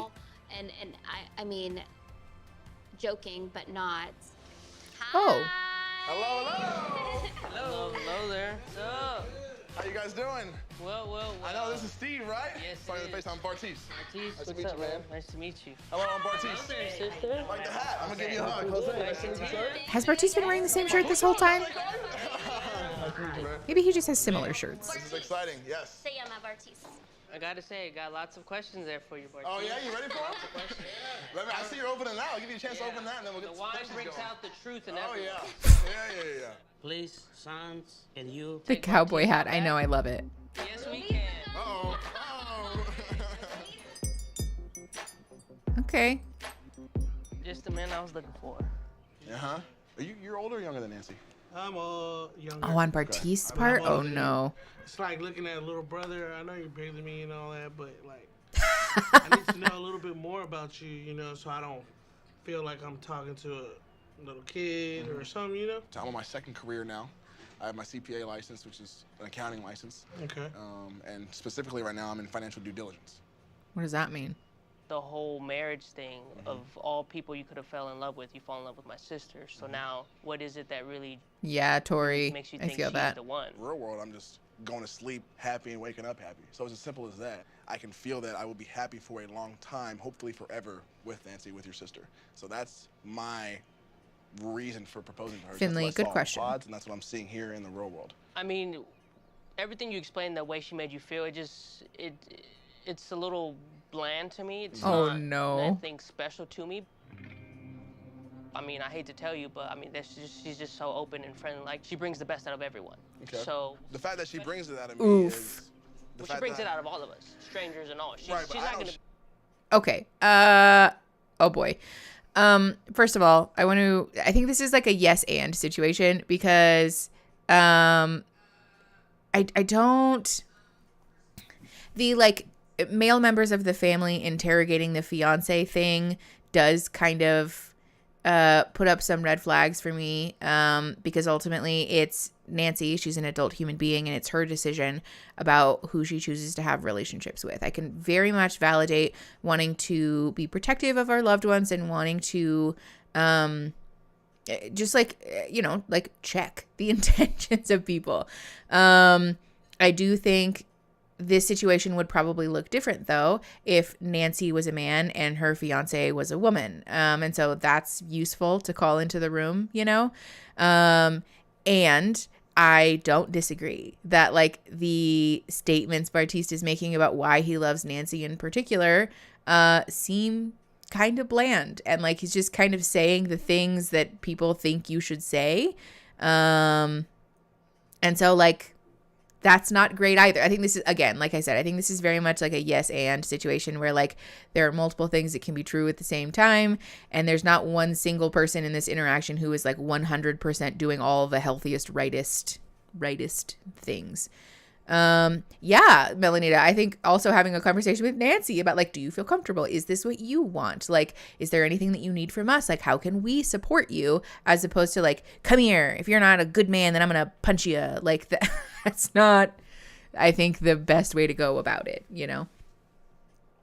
Okay, we're pressing play at 33:23. I am very curious if Bartiste is doing this for, like, the notability, actually, or notoriety. Yeah, it's just very uncomfortable to grill someone and put them on the spot. And, like, you know, as a person who came from a brown family, like, this is culturally very much to be expected. But I don't know that it lends itself to the most authentic conversations, to be fair. I don't share that with anybody, though. I'm emotionally unavailable. In the real world, I never told a girl I care about them like I Oh, told Nancy I care boy. about her. So I really got to know your sister more than I've ever gotten to know any girl in the real world. So you're telling me if my sister were to gain 400 pounds, you would still love her? If she were to gain 400 pounds? If you were to gain 400 pounds, would you still love her? So I'm not going to sit here and tell you physical attraction doesn't mean anything. Absolutely, physical attraction. I mean, I take care of my body, and I hope that my future wife takes care of her body. And if she gained 400 you mean my pounds, sister? Right. Well, I haven't said yes to her yet, but that's what I'm planning on doing. Oy vey. She will be my future wife. And if she gained 400 pounds, I would hope that we connected early enough to where she'd be okay with me saying, hey, let's go on a little diet here, before it ever got to 400 pounds. There would still be an emotional love there, because that's what we did in the pause. I mean, I'll say it, I'm not attracted to a 400-pound girl, right? And the conversations that me and Nancy have had deeply in the pause, and even in the real world now, have shown me that we can get through that, and that won't really be a problem. There's nothing I can tell you guys that's gonna make you understand what we went through in the pods, because it's such a once-in-a-lifetime. Right now, you know, getting to know you, it's iffy, you know, because I don't know you like that, like how she met you. Okay, pause. Sorry to cut the brother off. We need to address that. A lot of times people hide behind this, you know, well, it's just my preference. It's just my attraction. I'm not attracted to plus size people thing. And again, I think this harkens back to the conversation we had the other day, where oftentimes, people view physical and sexual attraction as if it happens in a vacuum. I have a particular type that I'm attracted to, and if you're not my type, then therefore I won't be attracted to you. That's not true. In an ideal relationship, that physical attraction is at least in part being motivated by the fact that your partner is someone that you love, and so their body belongs to somebody that you love, not because your partner checks boxes of someone that you think fits the like worthiness of physical attraction. The other thing about this that's really important for us to address is that changes and fluctuations in our body size and shape are not a reflection of purely our dietary or exercise choices. It is so incredibly common for our bodies to change and flex and grow and shrink over time as a result of a bunch of different factors, chief among them being genetics. A lot of times people operate under this assumption that weight loss or weight gain is the simple formula of calories in and calories out, and that's simply not true. The reality is that we could take two people with vastly different genetics and give them the same caloric deficit, and their bodies would look very different. Someone may gain or lose weight, but they may gain or lose weight at a different rate. And also, I think it's important to honor that intentional weight loss lends itself to disordered eating so incredibly quickly. We can roll downhill into disordered eating and a full-blown eating disorder on accident. This happens all the time. We know from the research that active and repeated participation in diet culture is one of the leading risk factors for developing an eating disorder later in life. And so, like, this is a problem. Also, the other thing about this that just pushes my buttons is the like 400 pounds thing, as if 400 pounds sits the same on every single person. I guarantee you there are people in the world that weigh 400 pounds and you don't think that they do because of the way that their body is shaped and proportioned. I really wish people would stop using like pound markers to discuss this, because it doesn't work that way. Like, we don't carry weight the same.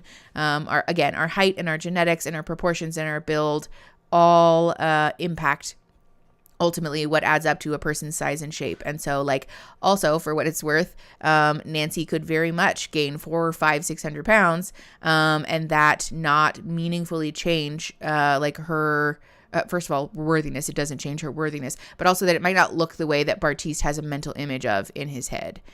Yes, Melanie, thank you. That's what I'm saying. It's also so fucking dehumanizing when people do this, because you're speaking to an audience that very much has people who weigh that number in it and talking about it as if it is the worst possible thing that could ever happen to someone, which is like inherently a fucked up thing to say and do. So just like, don't, you know? Yes, Finley, exactly. Yeah, Brittany, for sure. I think he was like exaggerating, but like when people say the like 400 pounds as if it's an unreachable amount of weight, except that it's not, you know, like there are human beings who weigh 400 pounds that someone might not clock as weighing 400 pounds. You know what I'm saying? My issue is just with people using that phrase as if it indicates someone who is like just disgustingly obese, which, like, first of all, being fat is not disgusting. And second of all, again, it just doesn't look the way that people think that it does. Yes, exactly, Magnolia. It's not like a super kind thing to say. So I generally would just encourage folks to stray away from labeling people's weight in pounds unless they've specifically asked you to do so, and unless it's specifically relevant to the conversation, because most times also it's not. Okay, let's keep going. We're at like 34, 37 right now. We're gonna press play in 3, 2, 1.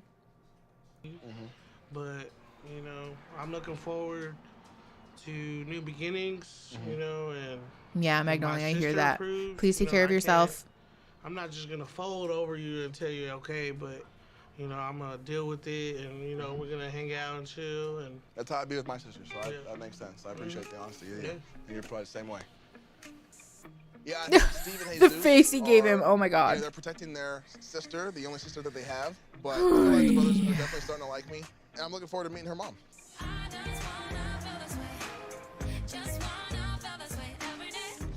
Welcome to Hello. Hi. Oh boy. Hello. Hey, Mom. Hi, I'm Bartiste. Nancy's the baby girl of the family. They only have one daughter. Check the ring out. Yeah, Becky, I don't think that her family liked him very much. And so I hope Nancy's mom can see how happy Nancy is with me and how happy I am with her, and hopefully that would turn into her liking me. So this is Barty. Hello. With the B, Bartis. Marcus. No, Bartis. Benito. Almost. That's what we can go with. We'll go with that. How's it been? Yes, Finley. Liking in-laws is not a requirement for having a happy relationship either. Well, obviously, I love Nancy. So I'll give you our whole story. I think she was my second or third date. Yeah. I walked in there. I said, hey, what's going on? She didn't say anything. She just laughed. That laugh right there was a lot louder, right? And I fell in love with that laugh eventually.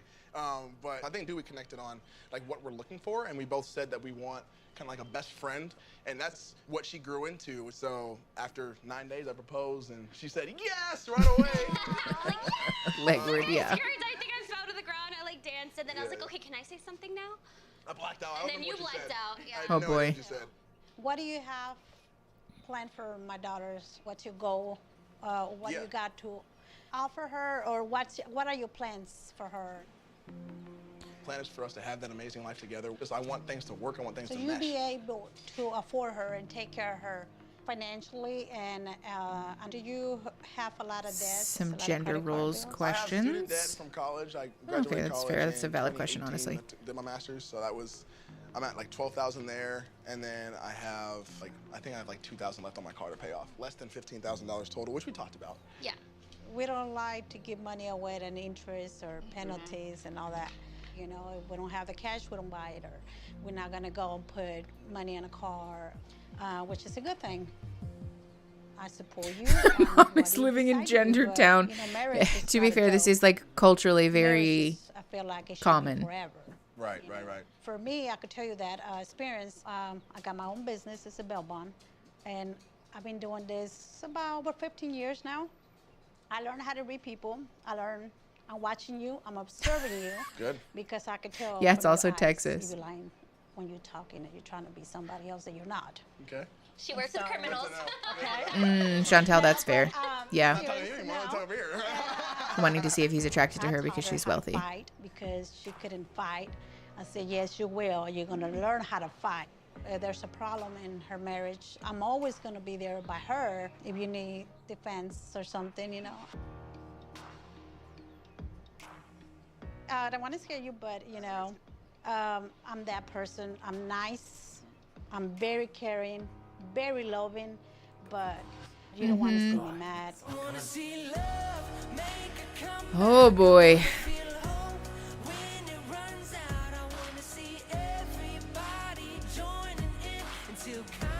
Okay. There it is. We're pausing really quick. Not a fan of the amount of parental units grilling. Whoa.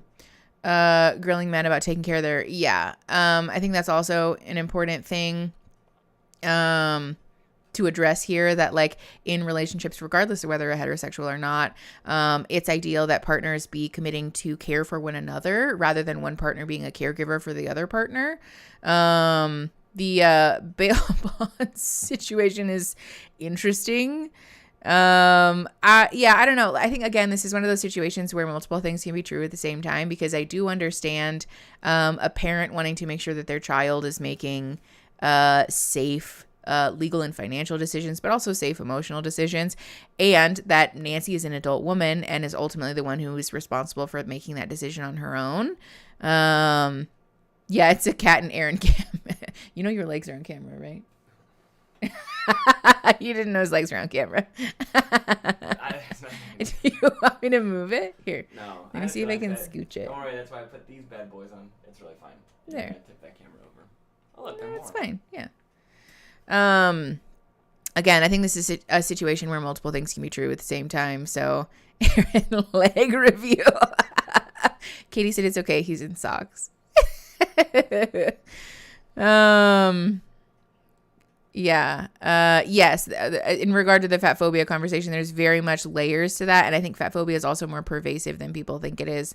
And so I do want to encourage folks to adopt an attitude of learning there, because we do often say things that are influenced or impacted by fat phobia without realizing it, and it feels bad to recognize that we're doing that. And also, it is important work to be unlearning the fat phobia there. So again, don't do the thing where you're like shame spiraling yourself, because it's a systemic issue. We do better when we know better, and it's something we're continuing to learn about all the time. So be kind to yourself, and also be open to receiving feedback from others. Fax machine. Oh, I know everybody got so off track with Aaron's legs. I guess, you know, I mean, he does that to me, you know, his legs just like really throw me into a dizzy. All right. I think we're watching Zanab's Family right now. So 38 ish. We're pressing play in 3, 2, 1. Thanks for clearing the mailbox for me. Do this. I just got my right hand dirty again. We're just supposed to be shaking hands with that hand. I have hand sanitizer. I want to make a good impression on Zenob's family because I have It's nice that he brought flowers. a situation where my family isn't fully supportive. Bail bonds and investment properties, yeah. If approve of me, I'd feel pretty crummy. Yeesh. I'd be bad because I know that that's going to affect our relationship. And this is the fuck that was like, Colin's the... Yes. Hello! Hey, how are you? Hi. So I'm so cute. Hi, Thank you, Jewel. I think she's a cute kitty too. I brought you some flowers. They're a little pokey, but They're so pokey. You know, my stepmom, I never call her my stepmom. She has pretty much raised me. Aw. She's been really my legal guardian since I was 13 when my dad passed away. I love my people so much. They show up in my corner no matter what I'm doing, and I love them so much for that. Can I pet the cat? Yeah, for sure. Take a look. Very nice. Let me make sure she's What not did going to run y'all away. think Are you going to when run away if I Zay pet told you? She was going to do this. It's so vulnerable what you have to go through. I mean, Yeah, I think we've both talked about like opening up more than we ever would have. Yeah. y'all have been prayed for constantly. Thank you. Know? I would have never gotten on a knee if we didn't have a shared Yes, faith. Christine, they are chopped together. So what I asked of him when he got married was, a blanket. do you see Ooh, this yum. woman being your queen? Can you see her as your queen? Yes, absolutely. I know that I love Zay because even when we're fighting or having a bad day, it never crosses my mind like I want out of this. It's always like, why do I still love you in the midst of this fight? Is that a lie? Able to talk through anything, like that's queen material or wife material. And I think Like, word, that's communication is fair. probably the most It's a important fair thing in deal marriage. breaker. Everybody has deal Right. breakers. So how excited are you to go meet his parents? Cool. Well, that's a work in progress. Oh, so my parents aren't excited about how we met. They're just a little upset. So when they meet Zay, they're going to love her. Like, there's nothing to not love about Zenab, but they're more upset at me. You know, they just didn't expect this. We'll hope that they come around Thank and you. we can meet them. And Yeah. We're still hopeful, you know, but it's something we're not gonna force if that's not what He you only wanna has do. eyes for Right. Queen Colleen. Oi. It's just a matter of, letting this happen if it's meant to be, and only you two know that. Yeah. So, Cole, would you like to go outside and let's get to know each other a little bit better? Please, let's do it. Let's go. Okay, yeah, oh, that is a crusty What is dog. that thing? They forgot to water it. He does look dehydrated. Their faith. My mom's Uh-oh. dad was a Baptist preacher. That's laid the foundation in her for how she sees things. Like one of the things that they're It's all most coming excited about is together. that, It's all coming together. Zay and I are already living together. Right. And there's a lot of little things around that's just causing them to like question me, Dog was a jump basically. scare. And I'd be lying to you Has he if had I said sex yet? that's not affecting our relationship, Good because it is. question. Like, Do we know if I've Cole's a told Zay virgin? this, It's like I have never pictured marrying someone without my parents there on that day. Right. Well, and if you look at it from Yeah, some that's traumatic. perspective, well, I can imagine that she's feeling like, what have I done? Why don't they like me? Well, they don't like me because my skin's a different color. No, I they know. don't like you, and she's not even met him yet, but that's what goes through her mind. Yes. And she'll go down that trail quickly. Yeah. I mean, you know that I'm her stepmother. Yes. And both her parents. Oh, yeah, they had are sex in passed. Malibu. Duh. So Thank I've you. known her ever since she was 8 years old. So not that religious. Okay. And the day she Oh, and came Cole home has crying, gotten a mascara divorce. running down her face all over the place. I go, what's happened? What's going on? She goes, she walks in, throws her stuff down. She goes, I just realized I've been with you longer than I was my mom. Even though she was appreciative, of the family that she had around her. She always had that hole that was always missing. And I think she's going to be looking to you to kind of fill that, along with your family. And I think that's why it kind of... Wow. Okay, Yeah. that actually makes a lot more sense now, because she told me that was one of the most important things to her in the pods. She loved that I loved my family so much because she wants to be a part of it. I do have probably the most, like, the family who's going to embrace her and be the most generous and loving towards her once we can get through this. Once they get over being upset with you, Exactly. That's what I'm like. Yeah, I'm like, is he a fundy? She is going to love my family. They're going to love her. I've just got to get over this initial hump of like, Cole, what are you doing? Our love is real, or else I wouldn't be here talking to you if I didn't love your daughter. Dear Heavenly Father, bless this man. Give him the courage and strength to be able to get through this next few weeks. Protect Yeah, I both guess of we'll their find hearts out. and both of their feelings. Aren't the Duggars independent fundamentalist Baptists? I'm pretty sure Baptist fundies are definitely a thing. Okay. Wait, so what? if you're a fundy and you're married, yes, but you get a divorce, yes, do you have to stop having sex? Yes. Until you get married again? Depending on like the degree of fundyism, but yes. So unless there's a ring on your finger, you can only have sex then. Correct. Yeah. Because the Duggars are IBLP. Oh, we should know that we did a whole video on it. Yeah, no, that's what I said. I was like, what was I gonna say? I'm sorry. I don't remember. Yeah, this I think is just making a lot more sense. I do want to caution folks, because if that's true, that Zay is like ideally looking for his family to sort of fill like a void or like a hole around her family of origin issues. Super valid, super human, and also potentially worth doing some work in therapy. Again, I don't want to like speak about her specifically, but just like for those of us watching, if family is something that feels super important to you, and it's related to like a core trauma of like lack of connection with your own childhood family, it can be very much useful to do some work around that, because while relationships with family and like in-laws and things like that can very much be a supportive factor, it is also fair to say that it's not always going to like be the thing that does your healing. Ideally, we're doing the healing within ourselves rather than depending on others to do like that sort of like filling thing. So just food for thought. Echelon does have a racing stripe. She's so cute. Yeah, maybe that's why he wants 20 kids. Honestly, oh God, yeah. Who knows? I am curious about the degree to which his family is deep in the religious stuff. He did mention that them living together is it seems to be like a primary frustration for them. So that's interesting. But also too, not necessarily a reflection of Cole's values, because I mean, they're living together. They're clearly having sex before they're married. And so like, maybe that's not reflective of his value system, but rather his family's. I don't know. All right. We are pressing play. I'm going to fast forward through this. We're pressing play at like 44 even.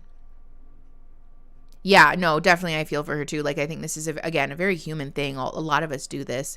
And like, you know, it's sad. Like, just generally, it's a sad thing. Okay, pressing play, 44 minutes even. Here we go. Welcome home. Okay. Oh, this is his like actual apartment. Okay, This is got it. baby SK. I see it. I see it.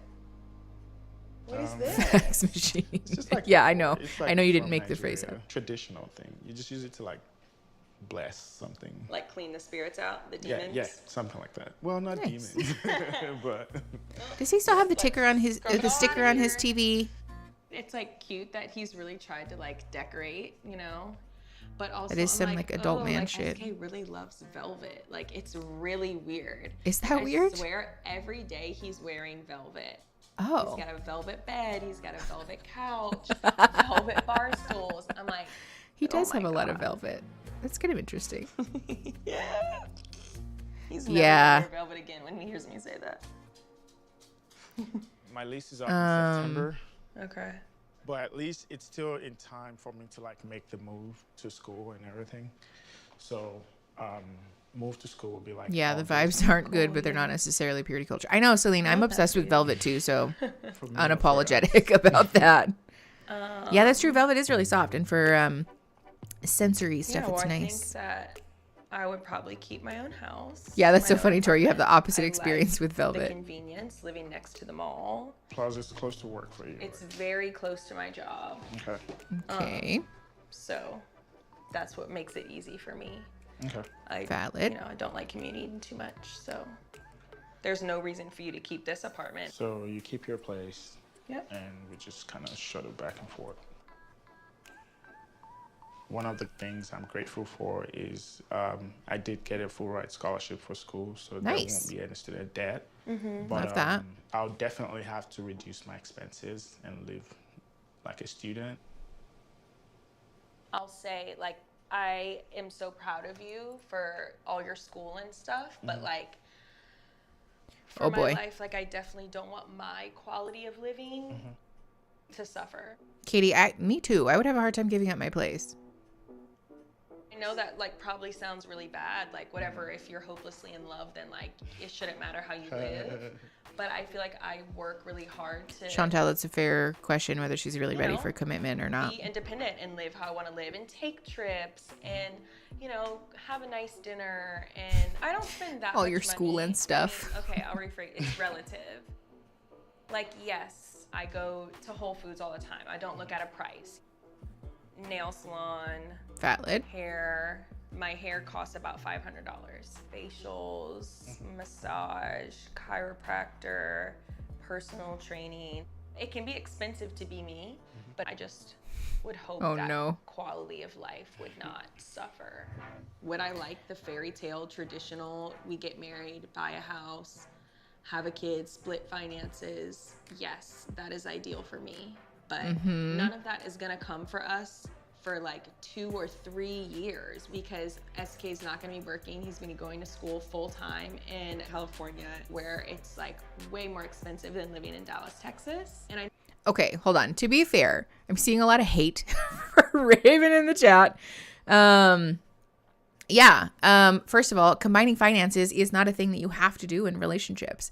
It's very much realistic and common expectation that I will be responsible for my financial stuff. You be responsible for your financial stuff, and that's that.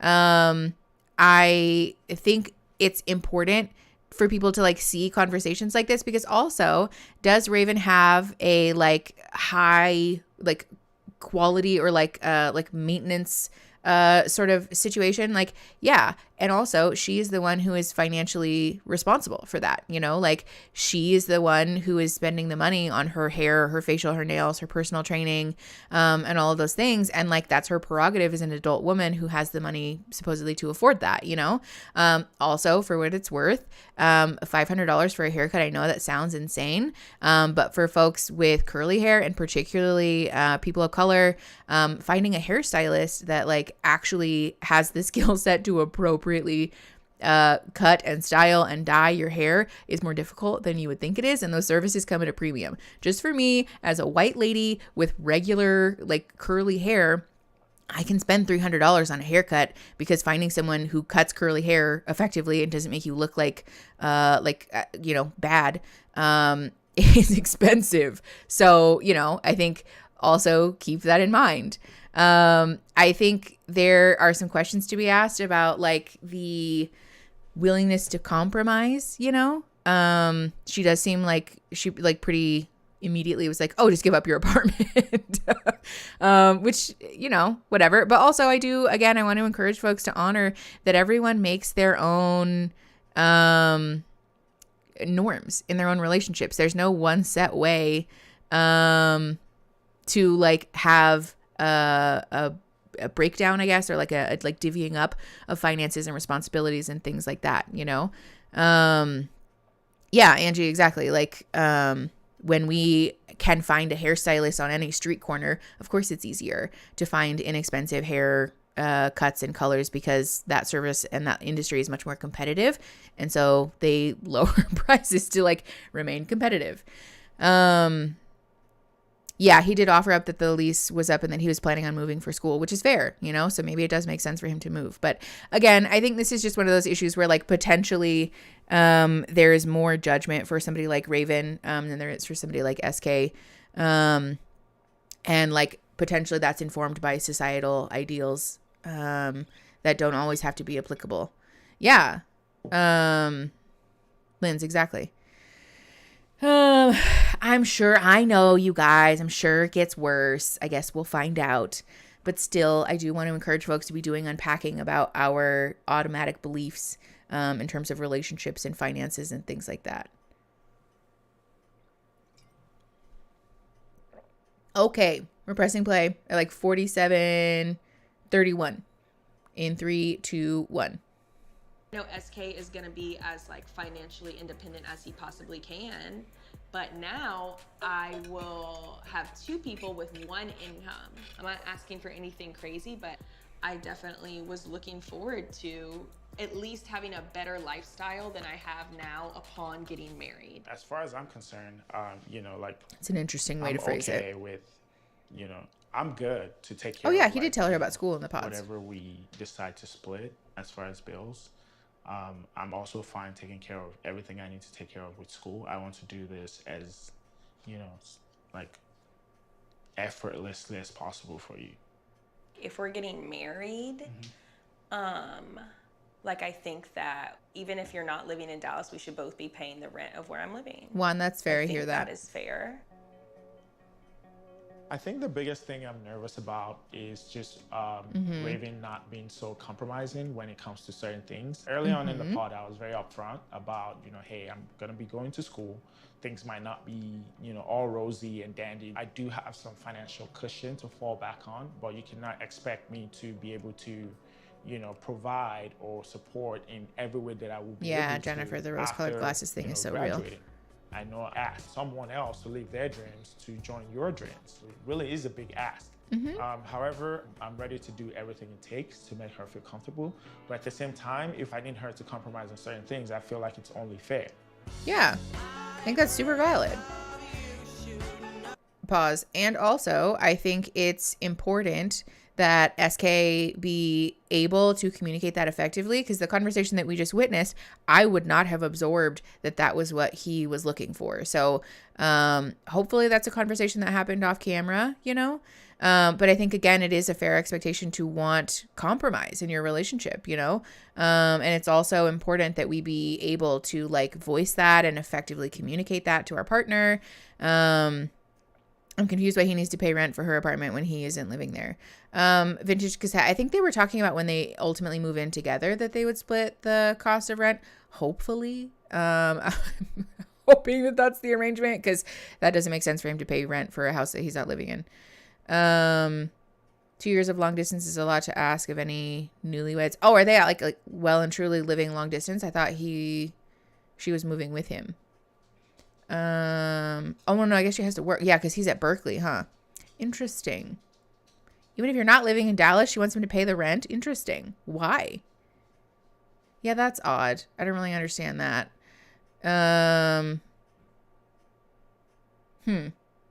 Yeah, she's definitely not moving. Interesting. Yeah, I mean, again, I think people are allowed to make their own decisions about what feels fair in their relationship. Ooh, thank you, Queen Leah. And like, for what it's worth, if I moved to fucking California, Aaron and I would still use part of my income to pay for our house together. But I think it's also fair to say that this situation is very, very different than that. So, yeah, the rent issue is strange.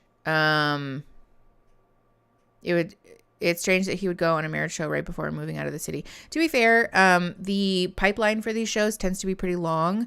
From my understanding, Netflix will interview or like audition you for several shows and then later ultimately decide which one you're going on. So he may have applied for this before he knew, or before he got word that it was like go time for Berkeley. But still, yeah, that's valid. All right. Also, for what it's worth, just really quickly, I don't know that this is an issue that is like there's a clear right or wrong answer necessarily. which is an important truth for us to make peace with. This happens a lot in couples counseling where people come in and they are like, I clearly am right. My partner is clearly wrong. And so like, I need you as the therapist to play referee and to tell me that I'm right and to tell my partner to shut the fuck up about it. And that is so rarely what happens in good couples counseling. It's not about assigning who's right and who's wrong or who's healthy and who's not healthy. It's about figuring out methodology for the two of you to feel seen and heard and validated and to be, to feel loved ultimately. Okay. Now we're pressing play, like 49:02 in 3, 2, 1.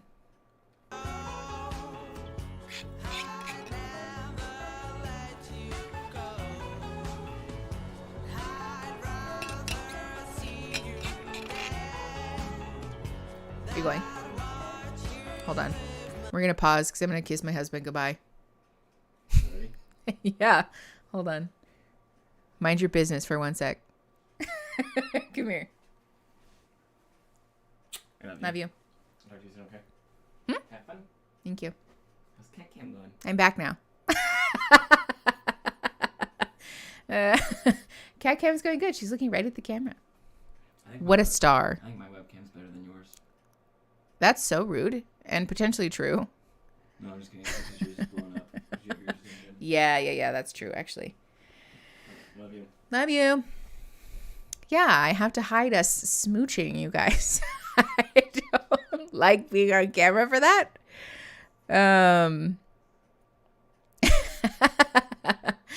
All right, we're pressing play again. Like 49:27. I did try your washing method today. What's my method? Where I just like dumped them all into the washer. The only thing is, like with socks, if they're like munchy. Mm-hmm. Oh, you do? I did unmunch them. Oh, okay, I throw them in there. Unmunch them. Properly washed. Ooh. Pausing really quick. Content warning for discussions of abortion in this upcoming conversation. So if that's a sensitive topic for you, I think this whole conversation probably with Nancy and Bartiste might push your buttons. So fair warning, everybody. Oh, bye, Magnolia. Thank you so much for coming. All right, we are at 49:44, and we're going to press play again. Content warning. Oh, for discussions of abortion and ableism. All right, here we go. 3, 2, 1. Water there, they're cleaning. I don't think that's how it works, babe. That's how it works for me. So growing up, did your mom make you do chores? Did you get allowance for doing chores? Didn't get an allowance. The only chores that we really did was like sweeping, mopping, take the trash out. How do you feel about, like, if we had kids having like a caretaker, a nanny? Oh, I love that. Okay. Yeah, I would absolutely love that because I know we're both Valid busy. question. Yeah. Do you feel the same way or what? No, absolutely. Yeah, bye, Magnolia. Yes. I get literally, Clothes are so small. not Little that mini. small. Little mini. I can't even fold these guys. So, kids, Yes. what is like your Timeline? timeline, I guess? Yeah, good question. 2 to 4 years is like the minimum. And then obviously I could go for however long Yeah. after that. But I feel like your timeline might be a little different. But I also have to consider like the fact that I am 31, and the older you get, the higher risk. Like women who wait till 37, 38, even 36, and then their kids have birth defects. My mom had me at 36, and it was fine. And I didn't even know that was a thing. Oy vey. But Thank God, like your mom was fine at 36. But what would you do if like you did find out that like, She your child refolds it, had yeah. a birth defect and you could abort the pregnancy? But do you want to keep no, the baby? Yeah, keep the baby. What the yeah. Oh boy. I could not. Fuck no. Yeah. It could be boy, girl. It could be transgender. They could do whatever. I just want to love that kid no matter what. 3 legs, whatever it comes out is like gonna be our kid. Yeah. I think it's different for me. I've seen so much in my field. It was so emotionally draining and so sad that I would cry almost every day. A lot of time, even just with Down syndrome, there's so many complications, medical and also learning complications. And I see the amount of trauma that it does to like the family. For me, if I knew that I could try again and hope that the second time it's She's better, in speech then pathology, Christine. I would go that route, to be honest. Really? Yeah. I could never do that, but especially knowing that we were trying to have a Daniela, kid. same. Just abort mission because they're gonna have some challenges and we're gonna have some challenges. I'm mentally tough enough to handle whatever challenge that may present. Yeah. And I just could never pull the plug like that. Yeah. That's fucking rough. I could not do that. I'm sorry. Okay, we're pausing. Oy, oy, oy. First and foremost, not a big fan of Bartiz speaking in absolutes about decisions for having a child or having an abortion, because ultimately he's not the one who makes that decision. It just doesn't seem great, like the way that he's communicating about it, but also Nancy, like, really with her full chest on TV saying that if my child has a birth defect or a learning disability or Down syndrome, that I would abort them, has an energy to it, you know? I think that, like, this is a hard situation because I am not a fan of the ableism, but I also am not a person who feels at all strongly about assigning my moral values to other human beings as it applies to abortion. I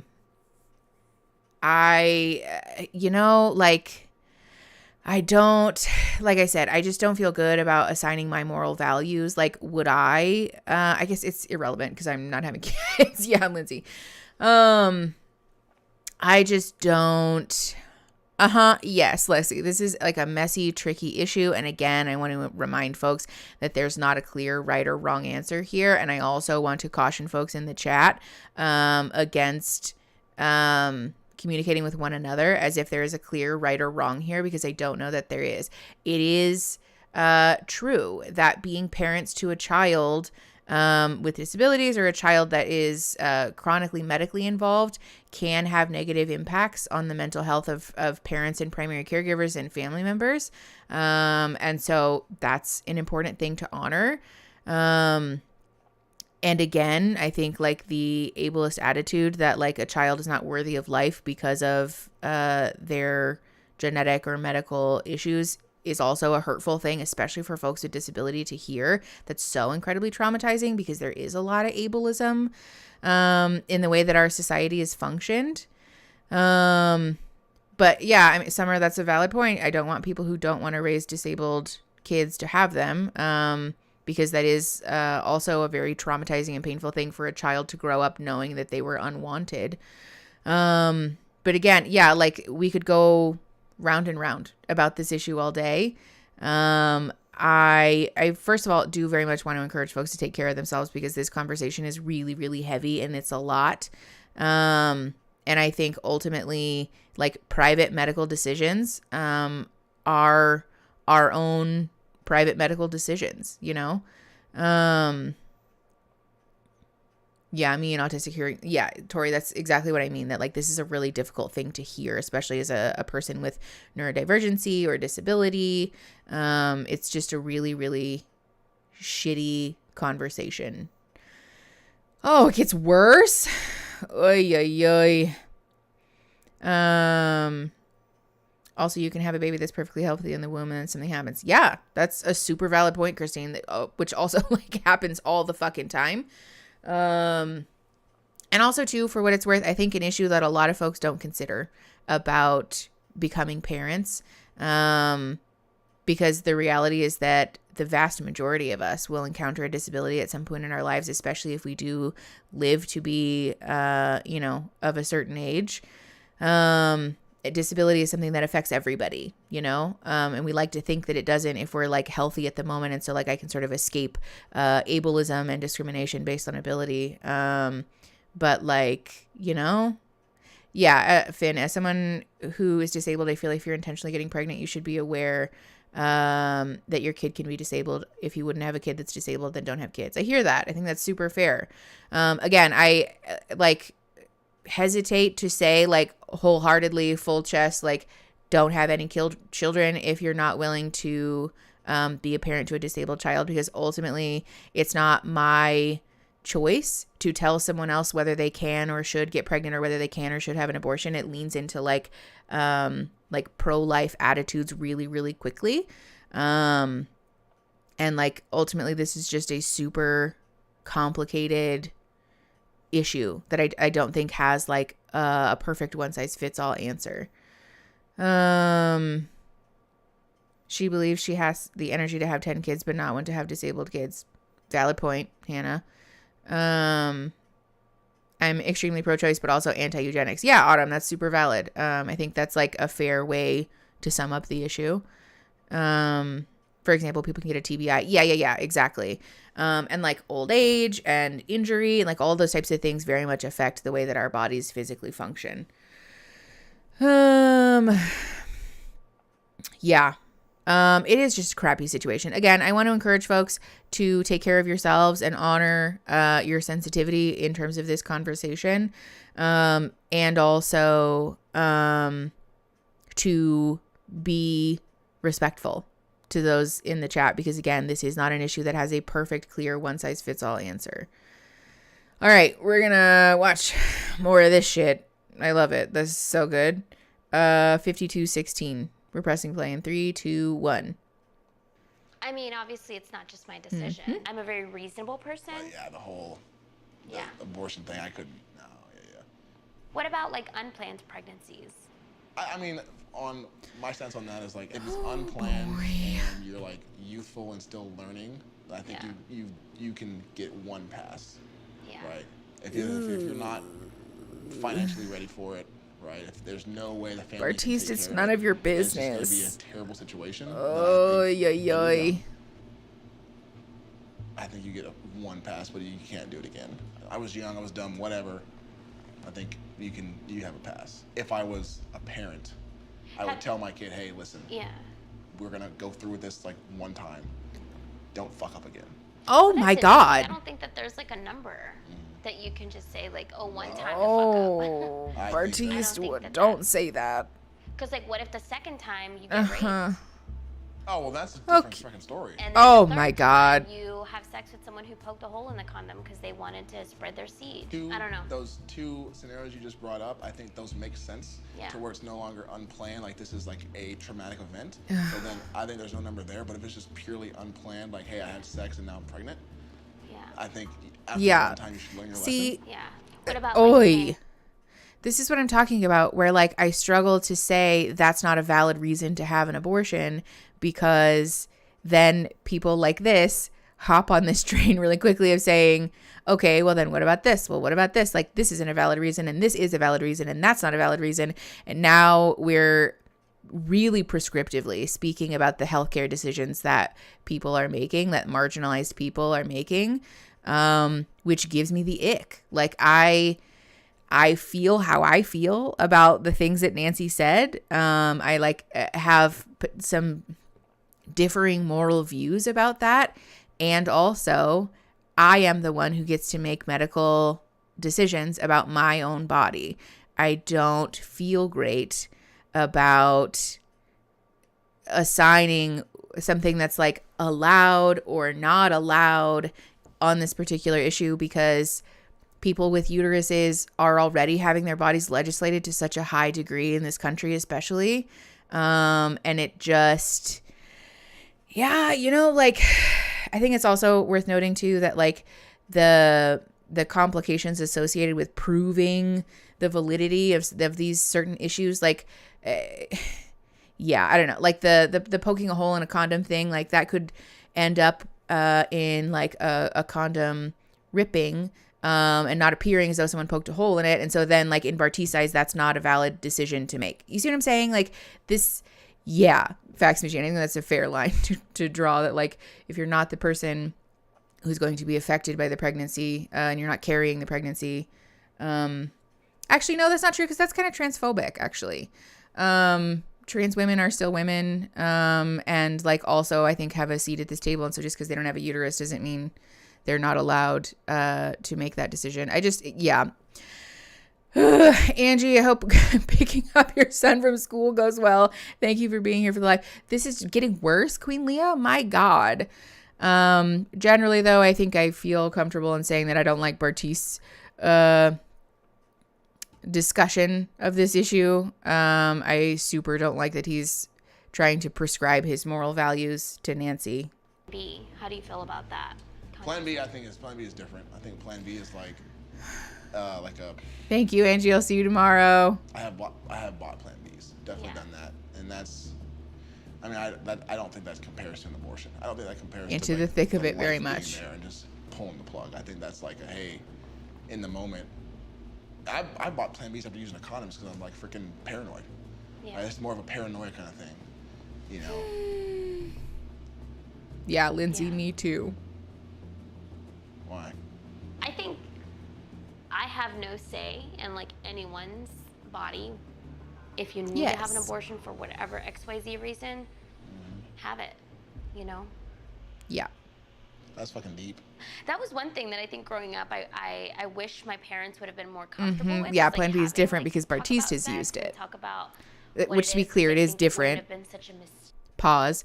To be clear, Plan B is different than an abortion. Plan B is not an abortion, and I will die on this hill because conservatives love to lump Plan B and emergency contraception in with abortion as if it's the same thing. It's fucking not. Medically speaking, what takes place is not at all the same. And so especially people trying to restrict people's access to like emergency placement of IUDs or emergency contraception like Plan B is super fucking problematic.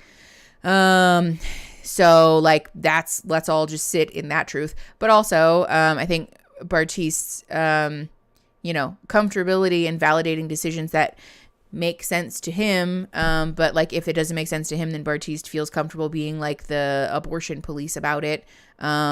It's frustrating, like that's, and again, this is not a conversation I think that ultimately concerns Bartiste because he doesn't have the ability, as far as I'm aware, to become pregnant and won't have his body legally held captive, and so it's not really up to him, in my opinion. Yoy. I think this is what a lot of normal people feel about abortions. They have these half thought out ideas that have never been examined. Yeah, I think that's fair. Yes, no, exactly. I've been waiting to see this part and your opinions as as a grad student for clinical mental health counseling. I'm glad we're on the same page. Yeah. Well, and I think that's also another thing too, that's important to talk about. That I, again, like don't feel good about prescribing my own moral values to the decision of abortion or like whether to abort a pregnancy or not.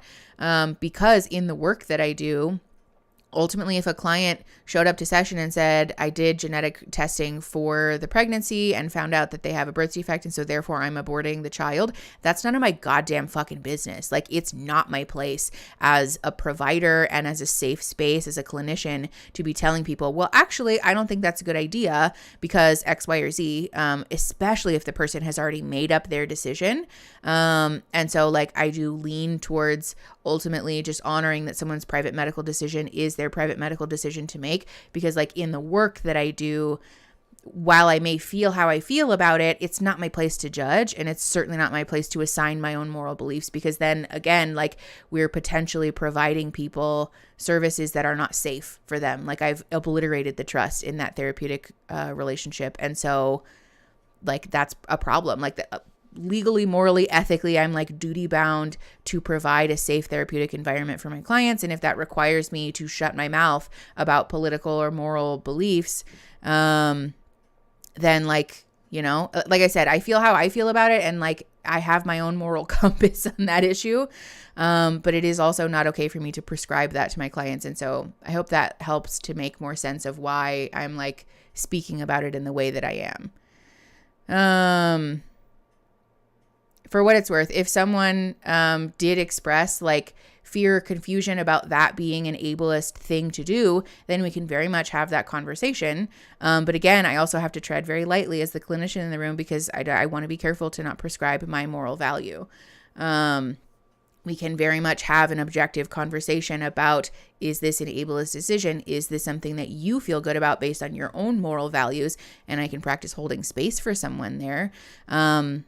But again, I think it's, as a general rule, it's wholly inappropriate for therapists and clinicians to be prescribing our moral values to our clients. I hope that makes sense. How about when genetic testing has no meaning for future development? Again, Margaret, I think that's one of those things that, like, ultimately, as the person carrying the pregnancy, they're the one who's making that medical decision. And so if someone has indecision about it, we can weigh that out. We can talk about that. If they don't have any indecision and they're not interested in my opinion, then I'm going to shut my goddamn mouth about it because it's not fucking up to me, you know? Yeah. Oy, oy, oy. This is fucking stressful, you guys. All right, we're pressing play at like 54:48 in 3, 2, 1. Serious like thing to do. I probably wouldn't have had sex as early as I did if I knew that like I had information. Right, but I never had like the birds and the bees talk like with my With dad. your family? Really? Never did that. Oh. Yeah. So how did you know? From school? Trial and error. You're like, so it goes in here. Is it going there? Is it going there? You know? Oh man, that is so funny. Yeah. Well, I appreciate Yeah, Margaret, that's fair. mind to be open to this conversation and to share your side and to really allow me to, you know, say the things that I had to say even though they were uncomfortable. Thank you for listening. Part of this whole experience is to open up your heart and open Yeah, up your Lauren, mind. I'm also confused why we didn't ask that question immediately in the pods. To at least appreciate where I come from and what my beliefs are. That Celine, that sounds so nice. I had sex ed in 5th grade, but it wasn't actual sex ed. And I'm hoping that moving forward, he would have these conversations with his daughter. His heart, his mind being open. It just makes me feel Yeah. like I made the right decision. You're teaching me so much. I didn't know even any of that shit was an option. Yeah. Thank you for being comfortable sharing with me. Right? That was kind of the basis of Yeah, the like whole we're same. relationship, was the comfortability, so. It's not a decision that I would make for myself. But I do also appreciate Thanks for helping me fold my her laundry. being validating of people's right to make their own Thank medical you. choices.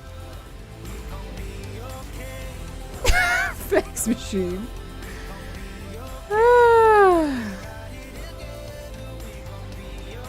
Good, babe.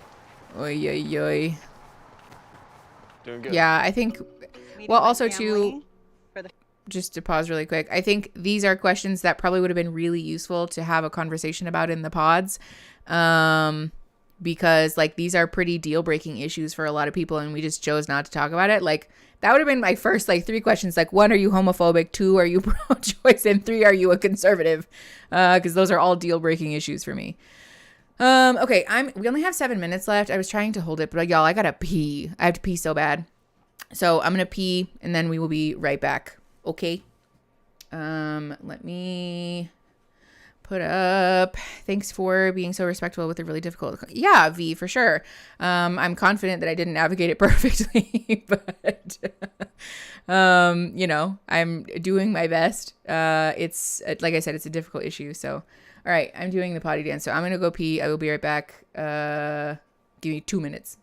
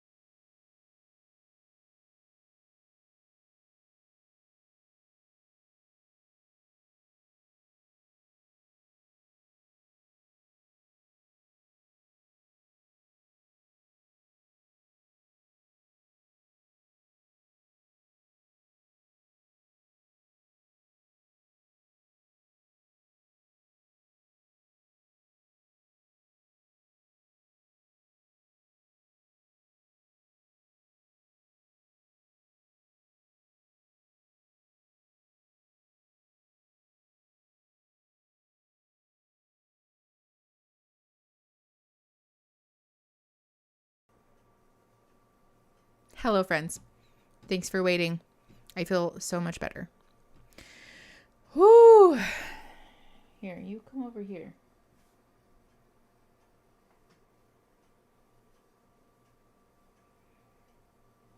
Cat cam. All right. Hello, everyone. You feel better too. Melanie, did you pee? All right. Yes, little echelon. I know, she's so cute. All right. I think we're ready. Let's watch the rest of this episode. We are at 56:35-ish. Oh, good. I love that everybody else also took a pee break. That's great. Got to take care of ourselves. You know what I'm saying? All right. We're pressing play in 3, 2, 1. First time. Very excited. I'm excited. I'm very excited. Nervous. Why are you nervous, babe? Just meeting everybody for the first time. Just be yourself. They're going to love you as much as I do. My man's is It's sweating. crazy true. And they're used to me. It's just me times like 100. Oh my gosh. Hello, family. Hello. You look beautiful. Thank you, thank you. Hi. Brennan. Morgan. Morgan, Nice good to meet you. Mr. Alfia, it's good to meet you. Brennan as well. Yes, sir. Come on in. Y'all have a beautiful Thank home. you. Thank you. Come in. Why are there so many Germans here? I don't know. Is that like a time zone thing? Look how cute she is. I'm going to marry him. I'm Brennan. She's like, maybe not. Come in. Hi, Cute. everybody. This is Brennan. Hi, Brennan. Hi. You want something to drink? You want a beer, vodka? Yes. Tequila? Baby. Take Yeah. Whatever you got. Whatever you got. Take a It drink. means a test. I feel so bad for Brennan. I will say walking into a big family like this can be very intimidating. Yeah. Babe, where should we sit? Where there's like such a strong cohesion and you're like the odd person out. Tell us a little bit about yourself. My name is Brennan. I just turned 31. Today? Pretty recently. Happy birthday. Happy birthday. Thank you. Thank you. L'chaim. Mazel, mazel. L'chaim is like a cheers thing. It's like a cheers thing. Okay, cute. Sharing of the cultures. We Yeah, love I'm that. thinking by the end of the evening. I know. Of course, all the women in this family are So what did smoke you guys shows. bond over? Just everything. We spend a whole lot of time Not talking about surprised, family, but about still. respect, and we have the same sense of Yeah, it humor. is quite a good time for She's Central got Europe. I this, think that's like, probably why. This kind of like alpha mentality, this attitude where she's not afraid to say what's on her mind. Yes, She's and very, we very love that for dramatic. her. She's tough on the Oh, external. good. Savannah, why are you barking? Hold on. Pause. My dog's having a meltdown. I bought a Halloween costume. It's not really a costume. It's more so just a jumper that I really wanted to buy for myself, and I told myself I'll wear it on Halloween. And I think it just got delivered, and that's why Savannah is having a fit. Hold on.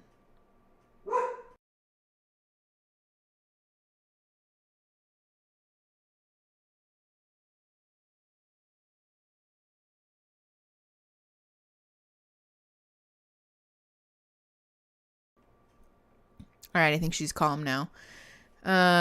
Shout out to the Central Market balloons. Is that a Texas thing? Oh God, no. If I tried to set up a dog cam, they'd be in it for like 0.2 seconds. They are just like zooming around our house all the time. Yeah, it's like a jumpsuit type of situation that I bought, and Aaron and I are gonna dress up in like sort of a vaguely 70s fashion for Halloween. It's a Texas thing? Okay, I love that. Halloween romper viewing party. I don't think I'm putting on any clothes on stream, you guys.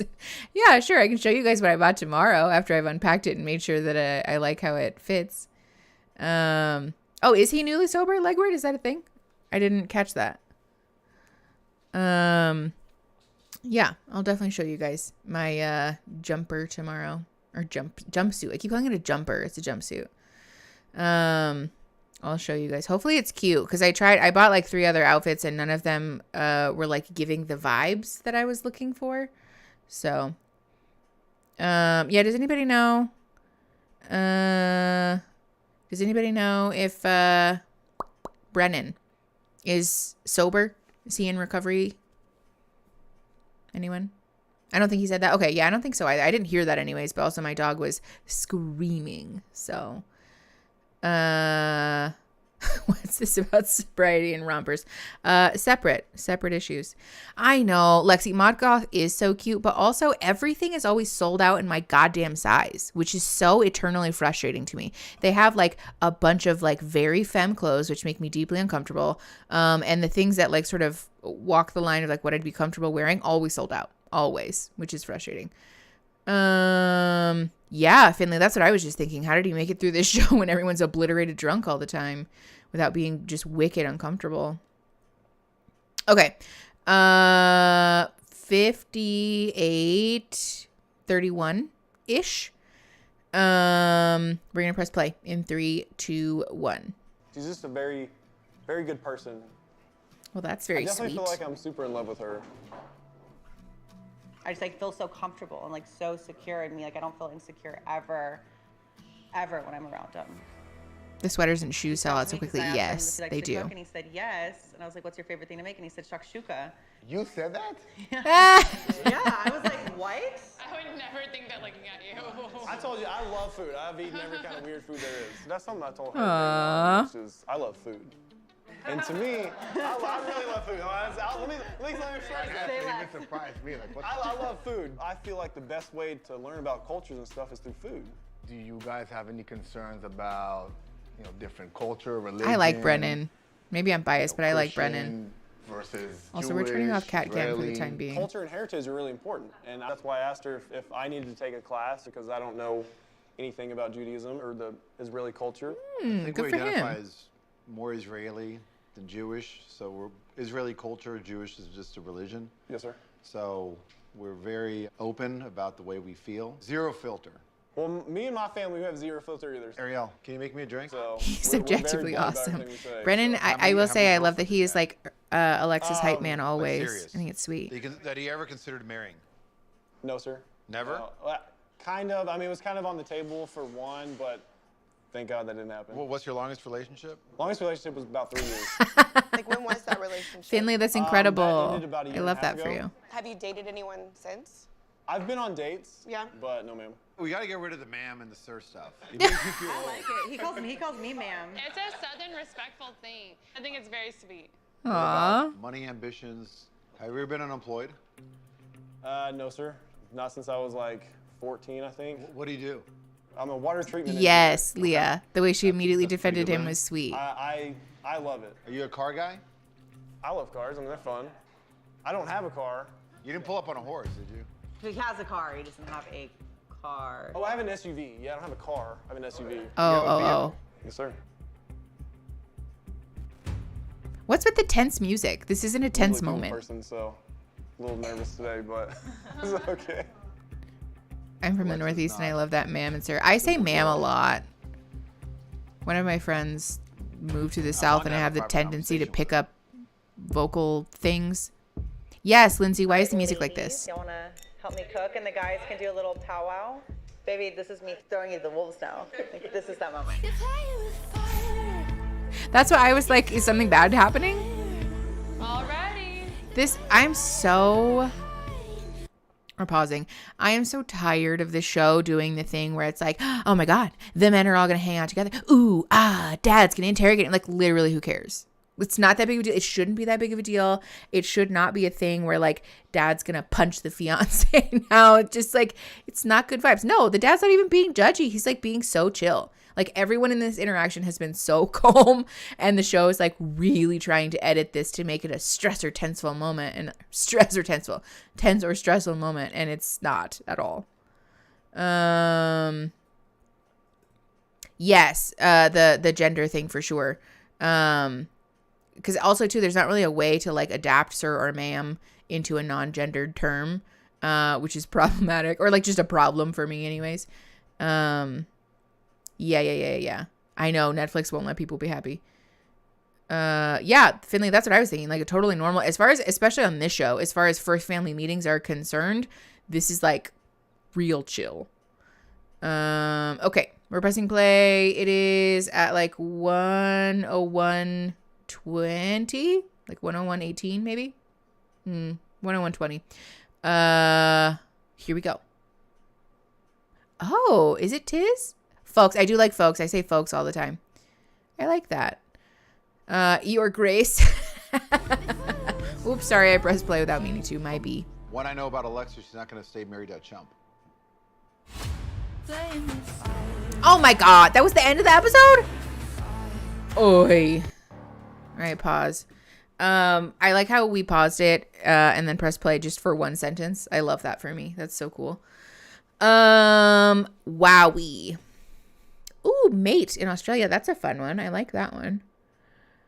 All right, you guys. Yes, very anticlimactic, Lindsay. That was super annoying. But, you know, listen, y'all, I gotta eat. So we are gonna be live tomorrow. Let me pull up the schedule because I am hopeless without my own schedule. That's the wrong button. Actually, let me just pull up the picture.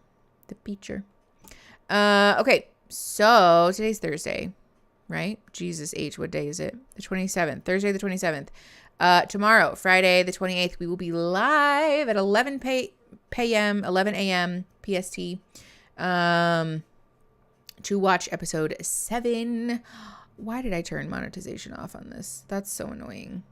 I need to get my life together. Done. Save. Okay, so yeah, tomorrow we're going to be live at 11 a.m. watching episode 7.